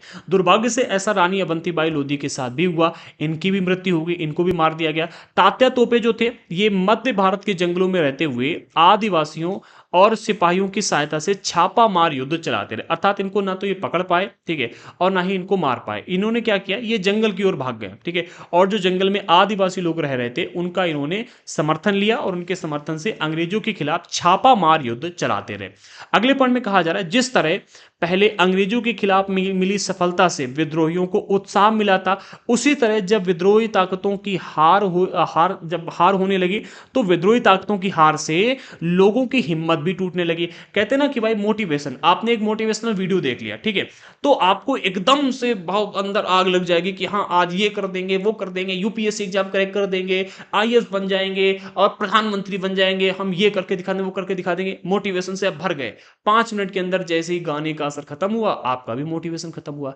लेकिन अगर यहां पर सिस्टमैटिक तरीके से चलेंगे, अगर आप अनुशासन में रहकर चलेंगे, सबसे बड़ा मोटिवेशन पता क्या होता है? अनुशासन। अगर आप अनुशासन में रहकर चलते हैं, अपने आप को एक सिस्टमैटिक तरीके से चलाते हैं, तो उससे बड़ा मोटिवेशन कोई नहीं हो सकता। यहां पर जैसे जैसे अंग्रेजों के खिलाफ सफलता मिली थी, लोग मोटिवेट हुए, ठीक है, लोगों के अंदर उत्साह भर गया और इन्होंने विद्रोह को अपना समर्थन दिया। लेकिन जैसे जैसे विद्रोही ताकतों का यहां पर हार होने लगी, लोगों का भी मोटिवेशन डाउन होने लगा, ठीक है। भैया क्या है ना कि यूपीएससी की तैयारी करने के लिए काफी सारे बच्चे आते हैं और कहते हैं भाई हम तैयारी करेंगे, सिलेबस देखते हैं एक दिन में और पढ़ने बैठ जाते हैं। जहां उन्होंने 2 चैप्टर पढ़े तो कहते हैं भाई बहुत कठिन है, कैसे तैयारी करें, पूरी एनसीईआरटी भी आधे से ज्यादा बच्चे कंप्लीट नहीं करते और निकल जाते, कहते हैं भाई मैं नहीं कर पाऊंगा, तेरे बहुत कठिन है। आए तो बड़ा जोश में थे, ठीक है, लेकिन जब भारी भरकम सिलेबस देखा, पढ़ाई देखी इतनी कठिन है, तो निकल लिए। फॉर्म कितने भरे जाते हैं? 15 लाख। एग्जाम देने लोग कितने एग्जाम देने कितने लोग जाते हैं? ठीक है, 5 लाख भी नहीं। और वो 5 लाख भी जो एग्जाम देने जाते हैं, उनमें से तैयारी किसकी होती है? 1 लाख लोगों की मुश्किल से। तो आपका जो कंपटीशन है इन 1 लाख लोगों से है, बाकियों से नहीं है। बाकियों को ध्यान में मत रखो, ठीक है। अगर आप तैयारी कर रहे हो तो 1 लाख लोगों से आपका कंपटीशन है। आगे बढ़ते तो यहां पर क्या हुआ, बहुत सारे लोगों ने विद्रोहियों का साथ छोड़ दिया। जब इन्होंने देखा कि भैया जो विद्रोहियों का साथ दे रहे हैं अंग्रेज, इनको बहुत मार रहे हैं, बहुत बजाई जा रही है उनकी, तो इन्होंने क्या किया, विद्रोहियों का साथ ही छोड़ दिया। अंग्रेजों ने भी लोगों का विश्वास जीतने के लिए हर संभव प्रयास किया। यहां पर लोगों ने क्या किया, दोगलेपंथी दिखाई। जब अंग्रेजों की हार हुई तो विद्रोहियों के साथ में आ गए, ठीक है, और जब विद्रोही कुचले जाने लगे, इनकी बजाई जाने लगी, तो ये अंग्रेजों के पक्ष में बैठ गए। अंग्रेजों ने लोगों का विश्वास जीतने के लिए क्या किया, कई सारे संभव प्रयास किए। वफादार भूस्वामियों के लिए इनाम का ऐलान कर दिया। तो कई सारे लोगों ने क्या किया, इनाम पाने के लालच में यहां पर जो विद्रोही लोग थे उनका भंडा फोड़ना शुरू कर दिया, ठीक है, इनाम लेने लगे। उन्हें आश्वासन दिया गया कि उनकी जमीन पर उनके परंपरागत अधिकार बने रहेंगे। तो जब भूस्वामियों को यह आश्वासन दे दिया गया कि तुम्हारी जमीन पर तुम्हारे अधिकार बने रहेंगे और अगर तुम हमारी सहायता करते हो तो आपको इनाम दिया जाएगा, अगर आप विद्रोह को खत्म कर देते हो तो आपको इनाम दिया जाएगा, लोगों ने मान लिया। मान करके इस विद्रोह को खत्म करने के लिए आगे आ गए, ठीक है। अगले पॉइंट में जिन्होंने विद्रोह किया था उनका कहा गया, एक मिनट, जिन्होंने विद्रोह किया था उनसे कहा गया कि अगर वे अंग्रेजों के सामने समर्पण कर देते हैं और अगर उन्होंने किसी अंग्रेज की हत्या नहीं की है तो वे सुरक्षित रहेंगे और जमीन पर उनके अधिकार और दावेदारी दोनों बनी रहेगी। यहां पर अंग्रेजों ने क्या कहा, समझो बहुत अच्छी तरीके से। अंग्रेजों ने कहा अगर आप समर्पण कर दोगे, ठीक है, और आपने अगर किसी अंग्रेज की हत्या नहीं की है तो आप सुरक्षित रहोगे, ठीक है, यानी कि आपको मारा नहीं जाएगा और आपके जो अधिकार हैं आपकी जमीन पर और जो दावेदारी है वो भी बनी रहेगी। लोग लालच में आ गए कि भैया वैसे भी विद्रोह कुचला जा रहा है, आधे से लोगों को आधे जगहों पर मतलब अधिक जगहों पर विद्रोह कुचल दिया गया है, ठीक है, कहीं ऐसा ना हो कि हम भी मार दिए जाएं इससे पहले कि हम समर्पण कर दिए, जैसा कि उत्तर प्रदेश में हुआ, ठीक है। जब उत्तर प्रदेश में योगी जी का शासन लागू हुआ तो उन्होंने आंख बंद करके कहा जितने भी मतलब अपराधी गुंडे मवाली हैं सबको एनकाउंटर कर दो। भैया इनकाउंटर की झड़ी लग गई, ठीक है, एक के बाद दूसरा तीसरा चौथा पांचवा सब मारे जाने लगे। विकास दुबे से लेकर कोई एक थोड़ी ना मारे गए थे, 50 लोग मारे गए थे, 500 से ज्यादा एनकाउंटर हुए, ठीक है। और उस समय क्या जो अपराधी थे, जब लोगों को पता चला, ठीक है, तो समर्पण करने के लिए पहुंच गए। और जब दोबारा सरकार बन रही थी, ठीक है, जब दोबारा योगी जी की सरकार बनी, ठीक है, तो उससे पहले सरकार बनने से पहले ये लोग फिर से आजाद होकर घूमने लगे कि सरकार गिरा के मानेंगे, ठीक है, अब योगी जी को दोबारा नहीं आने देंगे। लेकिन जैसे ही सरकार बनी लोग पहले ही जाकर के थाने में बैठ गए कि भैया हम गैंगस्टर हैं, हमें अरेस्ट कर लो, पुलिस जी हमें अरेस्ट कर लो। ऐसी स्थितियां पैदा हो गई थी। मैं यूपी से ही हूं और मैं अपने आंखों देखी बातें आपको बता रहा हूं। कई सारे लोग थाने में पहले ही पहुंच गए कि हमें अरेस्ट कर लो, ठीक है, हम मतलब मरना नहीं चाहते हैं, हमने ये अपराध किए हुए हैं। तो इस तरह की स्थितियां यूपी में देखने को मिली। यही उस समय कब हुआ था, जब अंग्रेज लोगों ने अपनी नीतियों के तहत, कानूनों के तहत एक बहुत ही सिस्टमैटिक तरीके से यहां पर इस विद्रोह को कुचला। तो बहुत सारे लोगों ने क्या किया, जो विद्रोही थे अंग्रेजों के सामने जाकर समर्पण कर दिया। लेकिन अंग्रेज, वो तो अंग्रेज थे, ठीक है, उन्होंने तो मतलब अपनी बात कभी मानी ही नहीं थी, ठीक है। तो यहां पर अंग्रेजों ने इनसे इनसे कहा था कि आप एक तो सुरक्षित रहोगे और आपकी जमीन पर आपके अधिकार बने रहेंगे, लेकिन इसके बावजूद सैकड़ों सिपाहियों और विद्रोहियों, नवाबों और राजाओं को पर मुकदमे चलाए गए और उन्हें फांसी पर लटका दिए गए। जो विद्रोही लोग थे जिन्होंने समर्पण कर दिया, उनको भी यहां पर उनके ऊपर क्या किया गया कि मतलब सैकड़ों लोगों के ऊपर पहले मुकदमा चलाया, फिर उनको फांसी पर लटका दिया। जैसा हमारे यहाँ पर योगी जी ने किया, विकास दुबे, उन्होंने तो मतलब वहां पर मंदिर में जाकर के समर्पण किया था, मंदिर में जाकर के, ठीक है, अरेस्ट करवा आए थे और कहा था कि भाई कन्नौज हाँ कानपुर का विकास दुबे हूँ कानपुर वाला, लेकिन पलटा दी बुलेरो, ठीक है, और पलटाने के बाद में अब 2-3 बार पलटाई और फिर गोली मार के मरवा दिया। हुआ कि नहीं हुआ बताओ? इसी तरह से यहां पर भी अंग्रेजों ने किया, ठीक है, अंग्रेजों ने कहा कि भाई समर्पण हो गया, अब आओ तुम्हें बताते हैं, तुमने जो कांड किए हैं, तुमने हमें बाहर से सेना बुलाने पर मजबूर किया, अब देखो। फिर अंग्रेजों ने इनकी खूब अच्छे ढंग से खातिरदारी की। अगले हमें यहाँ पर अगले पॉइंटर देखने को मिलता है विद्रोह के बाद के साल, जब इन्होंने विद्रोह को कुचल दिया तो उसके बाद की स्थितियां क्या रही इसको समझो। तो अंग्रेजों ने 1859 के आखिर तक देश पर दोबारा नियंत्रण पा लिया, ठीक है, 1859 अर्थात 1859 तक, 1857 अर्थात 1857 में विद्रोह शुरू हुआ और 59 तक आते आते विद्रोह समाप्त हो गया। लेकिन अब वे पहले वाली नीतियों के सारे शासन नहीं चला सकते थे, ठीक है। अंग्रेजों ने जो अहम बदलाव किए वे निम्नलिखित हैं। देखो ये जो पहले वाली नीतियां थी, इन नीतियों की वजह से ही तो ये विद्रोह खड़ा हुआ था, और अगर फिर से ये इन्हीं नीतियों के सारे शासन चलाते तो भैया संभावना थी कि फिर से विद्रोह खड़ा हो, ठीक है, क्योंकि ये तो जनता को परेशान कर रही थी। तो इन्होंने अब क्या किया, नई नीतियां बनाई। सबसे पहले इन्होंने जो नीति बनाई उसके विषय में डिस्कस करते हैं। तो ब्रिटिश संसद ने 1858 में एक नया कानून पारित किया, ठीक है। इस कानून के अंतर्गत क्या कहा गया कि ईस्ट इंडिया कंपनी के सारे अधिकार ब्रिटिश साम्राज्य के हाथ में सौंप दिए गए। ये जो नया कानून बनाया गया ब्रिटिश संसद में 1858 में, इस कानून के तहत जो ईस्ट इंडिया कंपनी हमारे देश में अभी तक शासन कर रही थी, इस कंपनी के सारे अधिकार ब्रिटिश साम्राज्य के हाथ में सौंप दिए गए। ईस्ट इंडिया, देखो अंग्रेज जो है ना, एक कंपनी थी, जैसे हमारे यहाँ पर जियो कंपनी है, टाटा कंपनी है, ठीक है, ये कंपनी जाकर किसी देश पर कब्जा कर ले, ऐसे ही वो आए और उन्होंने हमारे यहाँ पर कब्जा कर लिया। हमारे यहाँ के शासक मतलब पता नहीं क्या कर रहे थे, हमने पिछले चैप्टर्स में डिस्कस किया, ठीक है, कि कैसे कब्जा किया, चैप्टर नंबर 2 में देखना जाकर के, बहुत डिटेल में बात की हमने।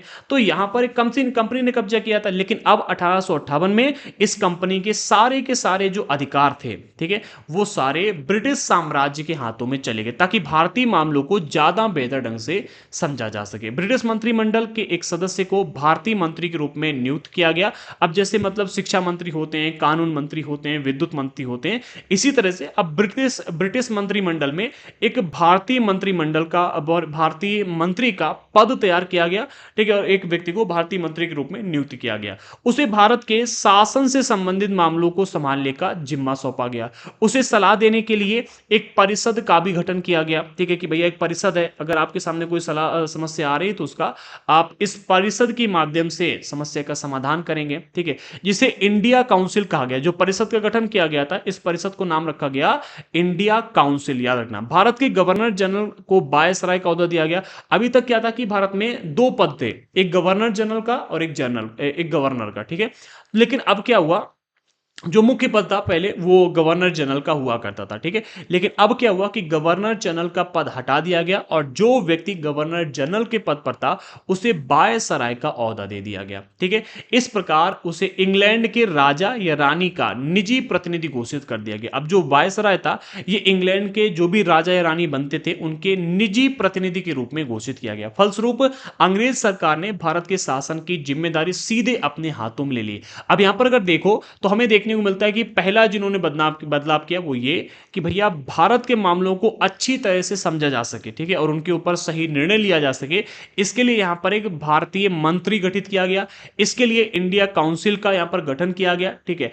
और जो राइट्स ईस्ट इंडिया कंपनी के पास में थे, अभी तक जो हमारे देश पर एक ईस्ट इंडिया कंपनी का शासन था, अब वो शासन ब्रिटिश साम्राज्य के अंतर्गत चला गया, अर्थात अब ब्रिटिश साम्राज्य का नियंत्रण भारत देश पर लागू हो चुका। अगला जिन्होंने दूसरा बदलाव किया उसके विषय में भी डिस्कस करते हैं। तो देश के सभी शासकों को यह भरोसा दिया गया कि भविष्य में कभी भी उनके क्षेत्र पर कब्जा नहीं किया जाएगा। ठीक है, ये देश के शासकों को भरोसा दिलाया गया। यहां पर भी चूक गए थे कुछ शासक, ठीक है, मतलब भरोसा दिलाया गया और लोगों ने भरोसा किया भी था। उन्हें अपनी रियासतें अपने वंशजों, यहां तक कि अपने दत्तक पुत्रों को सौंपने की भी छूट दे दी गई। जो विलय नीति लेकर के आए थे, ठीक है, कि अगर आपका कोई लड़का नहीं है, अगर आपका कोई पुत्र वारिस नहीं है, तो आपकी संपत्ति आपकी मृत्यु के बाद में ब्रिटिश साम्राज्य की हो जाएगी। अर्थात आपका ब्रिटिश साम्राज्य एक अल्टरनेट पुत्र है, एक अल्टरनेट बेटा बनकर के बैठे हुए थे। तो यहां पर इस नीति को समाप्त कर दिया गया और यह कहा गया कि अब आप अपने दत्तक पुत्र कहते हैं गोद लिए हुए बेटे को, ठीक है, तो अब आप अपने दत्तक पुत्र को भी संपत्ति सौंप सकते हो, इसका भी यहां पर नियम बना दिया गया। लेकिन उन्हें इस बात के लिए प्रेरित किया गया कि वे ब्रिटेन की रानी को अपना आधिपत्य स्वीकार करें। अर्थात हमारे यहां के जो शासक थे, इनको इस बात के लिए प्रेरित किया गया कि भैया आप ब्रिटेन की रानी जो भी होंगी उनको अपना आधिपत्य स्वीकार करें, अर्थात उनके अंतर्गत रह करके भारत का शासन संभालें, भारत के विभिन्न क्षेत्रों का शासन चलाएंगे, आप उनको राजा मानेंगे। आगे बढ़ते हैं। इस तरह भारतीय शासकों को ब्रिटिश साम्राज्य के अधीन शासन चलाने की छूट दी गई। तो दूसरा परिवर्तन यह देखने को मिलता है। जो तीसरा परिवर्तन किया वो था सेना में। तो सेना में भारतीय सिपाहियों का अनुपात कम कर दिया गया। ठीक है, जो भारतीय सिपाही थे उनका अनुपात कम किया गया। यूरोपीय सिपाहियों की संख्या का बढ़ाने का फैसला लिया गया। अभी तक क्या था कि भारतीय सिपाहियों का अनुपात ज्यादा था, जिस वजह से भारतीय सिपाही लोग ऐसा कर पाए। तो इन्होंने देखा कि भैया यही कारण है कि भारतीय सिपाही बगावत कर पाए, ऐसा करो कि भारतीय सिपाहियों का अनुपात यहां पर कम कर दो। ठीक है, तो इन्होंने यहां पर भारतीय सिपाहियों का अनुपात कम कर दिया और यूरोप से सिपाही लेकर के आए, उनको यहां पर भर्ती किया गया। आगे यह भी तय किया गया कि अवध, बिहार और मध्य भारत और दक्षिण भारत के सिपाहियों को भर्ती करने की बजाय गोरखा सिखों और पठानों में से ज्यादा सिपाही भर्ती किए जाए। यहां पर क्या हुआ, क्योंकि जो विद्रोह था अवध वाले इलाके में, बिहार वाले इलाके में, मध्य भारत के इलाके में और दक्षिण भारत में, इन क्षेत्रों में ज्यादा फैला था, यहां पर ज्यादा सैनिकों ने विद्रोह किया था। इसलिए यह निर्णय लिया गया कि यहां के सैनिकों को अब हम भर्ती नहीं करेंगे। ठीक है, बहुत कम यहां के सैनिक भर्ती करे जाएंगे, बल्कि अब हम गोरखा सिखों को और पठानों को अपनी सेना में ज्यादा भर्ती करेंगे। जो चौथा इन्होंने बदलाव किया वो ये था कि मुसलमानों की जमीनें और संपत्ति बड़े पैमाने पर जब्त की गई। ठीक है, उन्हें संदेह व शत्रुता के भाव से देखा जाने लगा। अंग्रेजों को लगता था कि यह विद्रोह उन्होंने ही खड़ा किया, क्योंकि अगर हम देखो तो हमने कई सारी पिछले इसी चैप्टर में अभी पीछे डिस्कस किया कि जो मनगढ़ंत कहानियां बनाने का काम कर रहे थे, ठीक है, वो बादशाह के नुमाइंदे लोग कर रहे थे, अर्थात उनके चमचे कर रहे थे, और बादशाह थे मुस्लिम, उनके चमचे भी मुस्लिम थे। ठीक है, इसके अलावा बादशाह को नेता माना गया, अर्थात मुगलों को नेता माना गया, क्योंकि मुगल पहले शासन कर चुके थे। ठीक है, और विभिन्न इलाकों में मुगल उठ खड़े हुए थे जो फिर से अपनी सत्ता स्थापित करना चाहते थे। तो अंग्रेजों ने क्या कहा, इन्होंने कहा कि भाई मुगलों की वजह से ये पूरा का पूरा बवाल हुआ, तो इन्होंने मुगलों को टारगेट किया और मुगलों की जमीनें और संपत्ति बड़े पैमाने पर जब्त कर ली गई। उन्हें संदेह और शत्रुता के भाव से, जैसे आज के टाइम पर अगर पुलिस स्टेशन में आपका नाम लिख जाए, ठीक है, तो जब भी अगर कोई अपराध होगा तो आपको एक बार जरूर आपसे जांच करवाई जाएगी। जैसे कि आपका चोरी की लिस्ट में नाम लिख जाए, किस इलाके में आपने चोरी की, ठीक है, तो जब भी उस इलाके में चोरी होगी तो आपसे एक बार पूछताछ की जाएगी कि कहीं ऐसा तो नहीं किसी ने चोरी कर ली हो। ठीक है, या फिर आपने मतलब कोई गलत काम किया है और वही गलत काम हो रहा है, ठीक है, तो आपके ऊपर एक बार जरूर शक जाएगा। तो यहां पर इसी तरह से मुगलों को भी शक की नजर से और शत्रुता के भाव से देखा जाने लगा। आगे अंग्रेजों को लगता था कि जो विद्रोह था ये इन्होंने ही खड़ा किया और इसीलिए ये इनको शत्रु के भाव से देखते थे। अगला पांचवा जिन्होंने बदलाव किया वो पांचवा बदलाव यह था कि अंग्रेजों ने फैसला किया कि वे भारत के लोगों के धर्म और सामाजिक रीति रिवाजों में हस्तक्षेप नहीं करेंगे, क्योंकि इन्होंने धर्म के क्षेत्र में काफी बदलाव किए थे। एक तो ईसाई धर्म प्रचारकों को बिठा दिया था कि जाओ बड़े पैमाने पर जितना कर सकते हो उतना बदलाव करो, ठीक है, उतना धर्म परिवर्तन करवा, और ये धर्म परिवर्तन करने में लगे हुए थे। इसके अलावा धर्म के क्षेत्र में इन्होंने कई सारे कानून बनाए थे, जैसे कि सती प्रथा को बैन किया था, बाल विवाह को बैन किया था, और इसके अलावा विधवा विवाह को आरंभ किया था। महिलाओं की शिक्षा के लिए कानून, जो मतलब शिक्षाओं के लिए तो लोगों को प्रेरित किया गया, तो उसके लिए कानून बनाने की क्या ही आवश्यकता थी। ठीक है, तो ये भी हमें देखने को मिलता है। छठा जो परिवर्तन इन्होंने यहाँ पर किया वो भूस्वामियों और जमींदारों की रक्षा करने तथा जमीन पर उनके अधिकार को स्थायित्व देने के लिए नीतियां बनाई गई यहाँ पर कि जो भूस्वामी हैं और जो जमींदार हैं इनकी अब रक्षा की जाएगी, इनकी रक्षा बनी रहे, ठीक है, यानी कि ये अस्तित्व में बने रहे, इनका विनाश ना हो, ठीक है, तो इनकी रक्षा करने तथा जमीन पर इनके अधिकारों को स्थायित्व देने यानी कि स्थायी रूप से इनके अधिकार बने रहेंगे, इसके लिए नीतियां बनाएगी। जो कारण थे उन सभी कारणों को समझा और उसका फिर समाधान यहां पर दिया गया। अगला, इस प्रकार 1857 के बाद इतिहास का एक नया चरण शुरू होता है। अब हमारे भारत देश के जिन इलाकों में ये विद्रोह सबसे बड़ी तौर पर फैला था उसको एक बार देख लेते हैं। तो मैप में अगर आप देखोगे तो ये हमारे उत्तर भारत का इलाका है। मेरठ, दिल्ली, झांसी, कानपुर, लखनऊ, बरेली, फैजाबाद, ये कुछ इलाके थे जहां पर बहुत बड़े पैमाने पर फैला था। इसके अलावा कुछ ब्लैक एरियाज भी देखने को मिल रहे हैं, जैसे कि अगर आप देखोगे तो इधर आपको सियालकोट देखने को मिल रहा है जो कश्मीर साइड में है, लाहौर हो गया जो कि आज आपको पाकिस्तान में देखने को मिल रहा है, जालंधर, फिल्लोर, इसके अलावा फिरोजपुर, इसके अलावा सहारनपुर हो गया, रोहतक हो गया, ठीक है, बुलंदशहर हो गया, अलीगढ़ हो गया, मुरादाबाद हो गया, फिर मैनपुरी, ठीक है, जो कि कानपुर, फिर कन्नौज, फिर फरुखाबाद और उसके आगे फिर हमें मैनपुरी देखने को मिलता है। इसके अलावा फतेहगढ़ हो गया, सीतापुर हो गया, ठीक है, बहराइच हो गया, ये उत्तर प्रदेश के इलाके हैं, ठीक है, गोंडा हो गया, इसके अलावा नवाबगंज हो गया, इन इलाकों में भी विद्रोह था, लेकिन यहाँ पर बहुत बड़े पैमाने पर नहीं था। जो रेड वाले स्टिकर दिए जा रहे हैं, जो रेड वाले, ये ज़्यादा मतलब यहाँ पर जहाँ बहुत बड़े जो केंद्र थे वो यही थे। मेरठ, दिल्ली, बरेली, लखनऊ, कानपुर, झांसी, फैजाबाद, ये केंद्र थे। बाकी सारे के सारे क्या थे, अलग अलग विद्रोह के केंद्र हमें देखने को मिलते, बट यहाँ पर बहुत बड़े पैमाने पर विद्रोह नहीं होता, विद्रोही इलाके थे ये, एक प्रकार से कह सकते हो। इसके अलावा सुल्तानपुर हो गया, प्रतापगढ़ हो गया, नौगंज हो गया, जैनपुर हो गया, जौनपुर, इसके अलावा आजमगढ़, बनारस, नागौड़, इसके अलावा दीनापुर हो गया, नीमच हो गया, नसीराबाद हो गया, इन इलाकों में हमें ज़्यादा देखने को मिलते हैं। इसके अलावा मध्य भारत में अगर हम देखें तो सागर हो गया, जबलपुर हो गया, महू हो गया, ठीक है, महू मध्य प्रदेश का इलाका है, ठीक है, इन इलाकों में भी हमें विद्रोह देखने को मिलते हैं, ठीक है। तो आज के इस चैप्टर में इतना ही था, ठीक है, चैप्टर में हमने कई सारे टॉपिक्स को डिस्कस किया। तो आज के ये चैप्टर जो हमारा था ये बहुत इंपॉर्टेंट है, ठीक है, आप बहुत ही अच्छे ढंग से इसको समझना, और इससे पहले अगर आपने चैप्टर नंबर 2, 3, 4 को नहीं पढ़ा है तो प्लीज़ एक बार जरूर पढ़ लेना, ठीक है। इसके नोट्स बहुत ही अच्छे तरीके से बनाना क्योंकि प्रश्न इस चैप्टर पर बहुत आते हैं, एंड इस एनसीईआरटी में इस टॉपिक को बहुत ही अच्छे ढंग से कवर भी किया गया, मैंने इस चीज़ को देखा, ठीक है। मैं अन्य बुक्स को भी पढ़ता हूँ और एनसीईआरटी को भी पढ़ता हूँ जब नोट्स बनाता हूँ, ठीक है। तो एनसीईआरटी में मुझे ऐसा ज़्यादा मॉडिफाई करने की आवश्यकता दिखी नहीं, ठीक है। जो टॉपिक दिए गए बहुत ही आसान भाषा में और बहुत ही अच्छे टॉपिक दिए गए, इसलिए इनको एग्जैक्ट अगर आप समझने का प्रयास करेंगे तो अच्छे ढंग से टॉपिक समझ में आएंगे। अगर आपने अभी तक चैनल को सब्सक्राइब नहीं किया तो कर लीजिएगा, साथ ही साथ बेल आइकन को प्रेस करना बिल्कुल मत भूलना, जिससे कि हमारे द्वारा डाले जाने वाले हर वीडियो का नोटिफिकेशन आपको मिलता रहे। और हाँ, अगर आप कंप्लीट कोर्स को ज्वाइन करना चाहते हैं तो अभी कभी हमारे दृढ़ संकल्प ऐप को डाउनलोड कीजिएगा। ऐप की लिंक हमने डिस्क्रिप्शन बॉक्स में प्रोवाइड कर दी है, और सभी लोग टेलीग्राम पर जरूर ज्वाइन कर लेना। कोई भी प्रॉब्लम आ रही नोट्स लेने में, ऐप डाउनलोड करने में, कोर्स परचेस करने में, तो इस नंबर पर हमें व्हाट्सएप पर भी मैसेज कर सकते हो। अगला चैप्टर जो हमारा है वो है बुनकर लोहा बनाने वाले और फैक्ट्री मालिक। वैसे तो ये चैप्टर हमारी एनसीईआरटी की सिलेबस का पार्ट नहीं है, बट इस चैप्टर को भी हम डिस्कस करेंगे क्योंकि चैप्टर जो है वो काफी इंपॉर्टेंट है, ठीक है। चैप्टर में जो टॉपिक दिए गए वो काफी इंपॉर्टेंट है। इस चैप्टर में हम डिस्कस करेंगे जो भारत का कपड़ा था या फिर जो भारत के बने हुए प्रोडक्ट थे वो विदेशी मार्केटों में कैसे धूम मचा रहे थे, और भारत के व्यापार को तबाह कैसे किया गया, कैसे भारत में जो बनने वाला कपड़ा था, ठीक है, वो विदेशी मार्केटों में तबाही मचाने में लगा हुआ था, और फिर भारत में ही विदेश का कपड़ा कैसे आ गया, भारत में अलग अलग फैक्ट्रियां कैसे ओपन की गई, भारत में औद्योगिकरण का जो युग चल रहा था, मतलब वो कैसे आया, भारत में औद्योगिकरण का युग कैसे आया, अलग अलग फैक्ट्रियां कैसे खोली गई, कई सारे टॉपिक्स हम डिस्कस करेंगे इस चैप्टर में भी। तो मिलते हैं अगले वीडियो के साथ में, तब तक के लिए जय हिंद साथियों।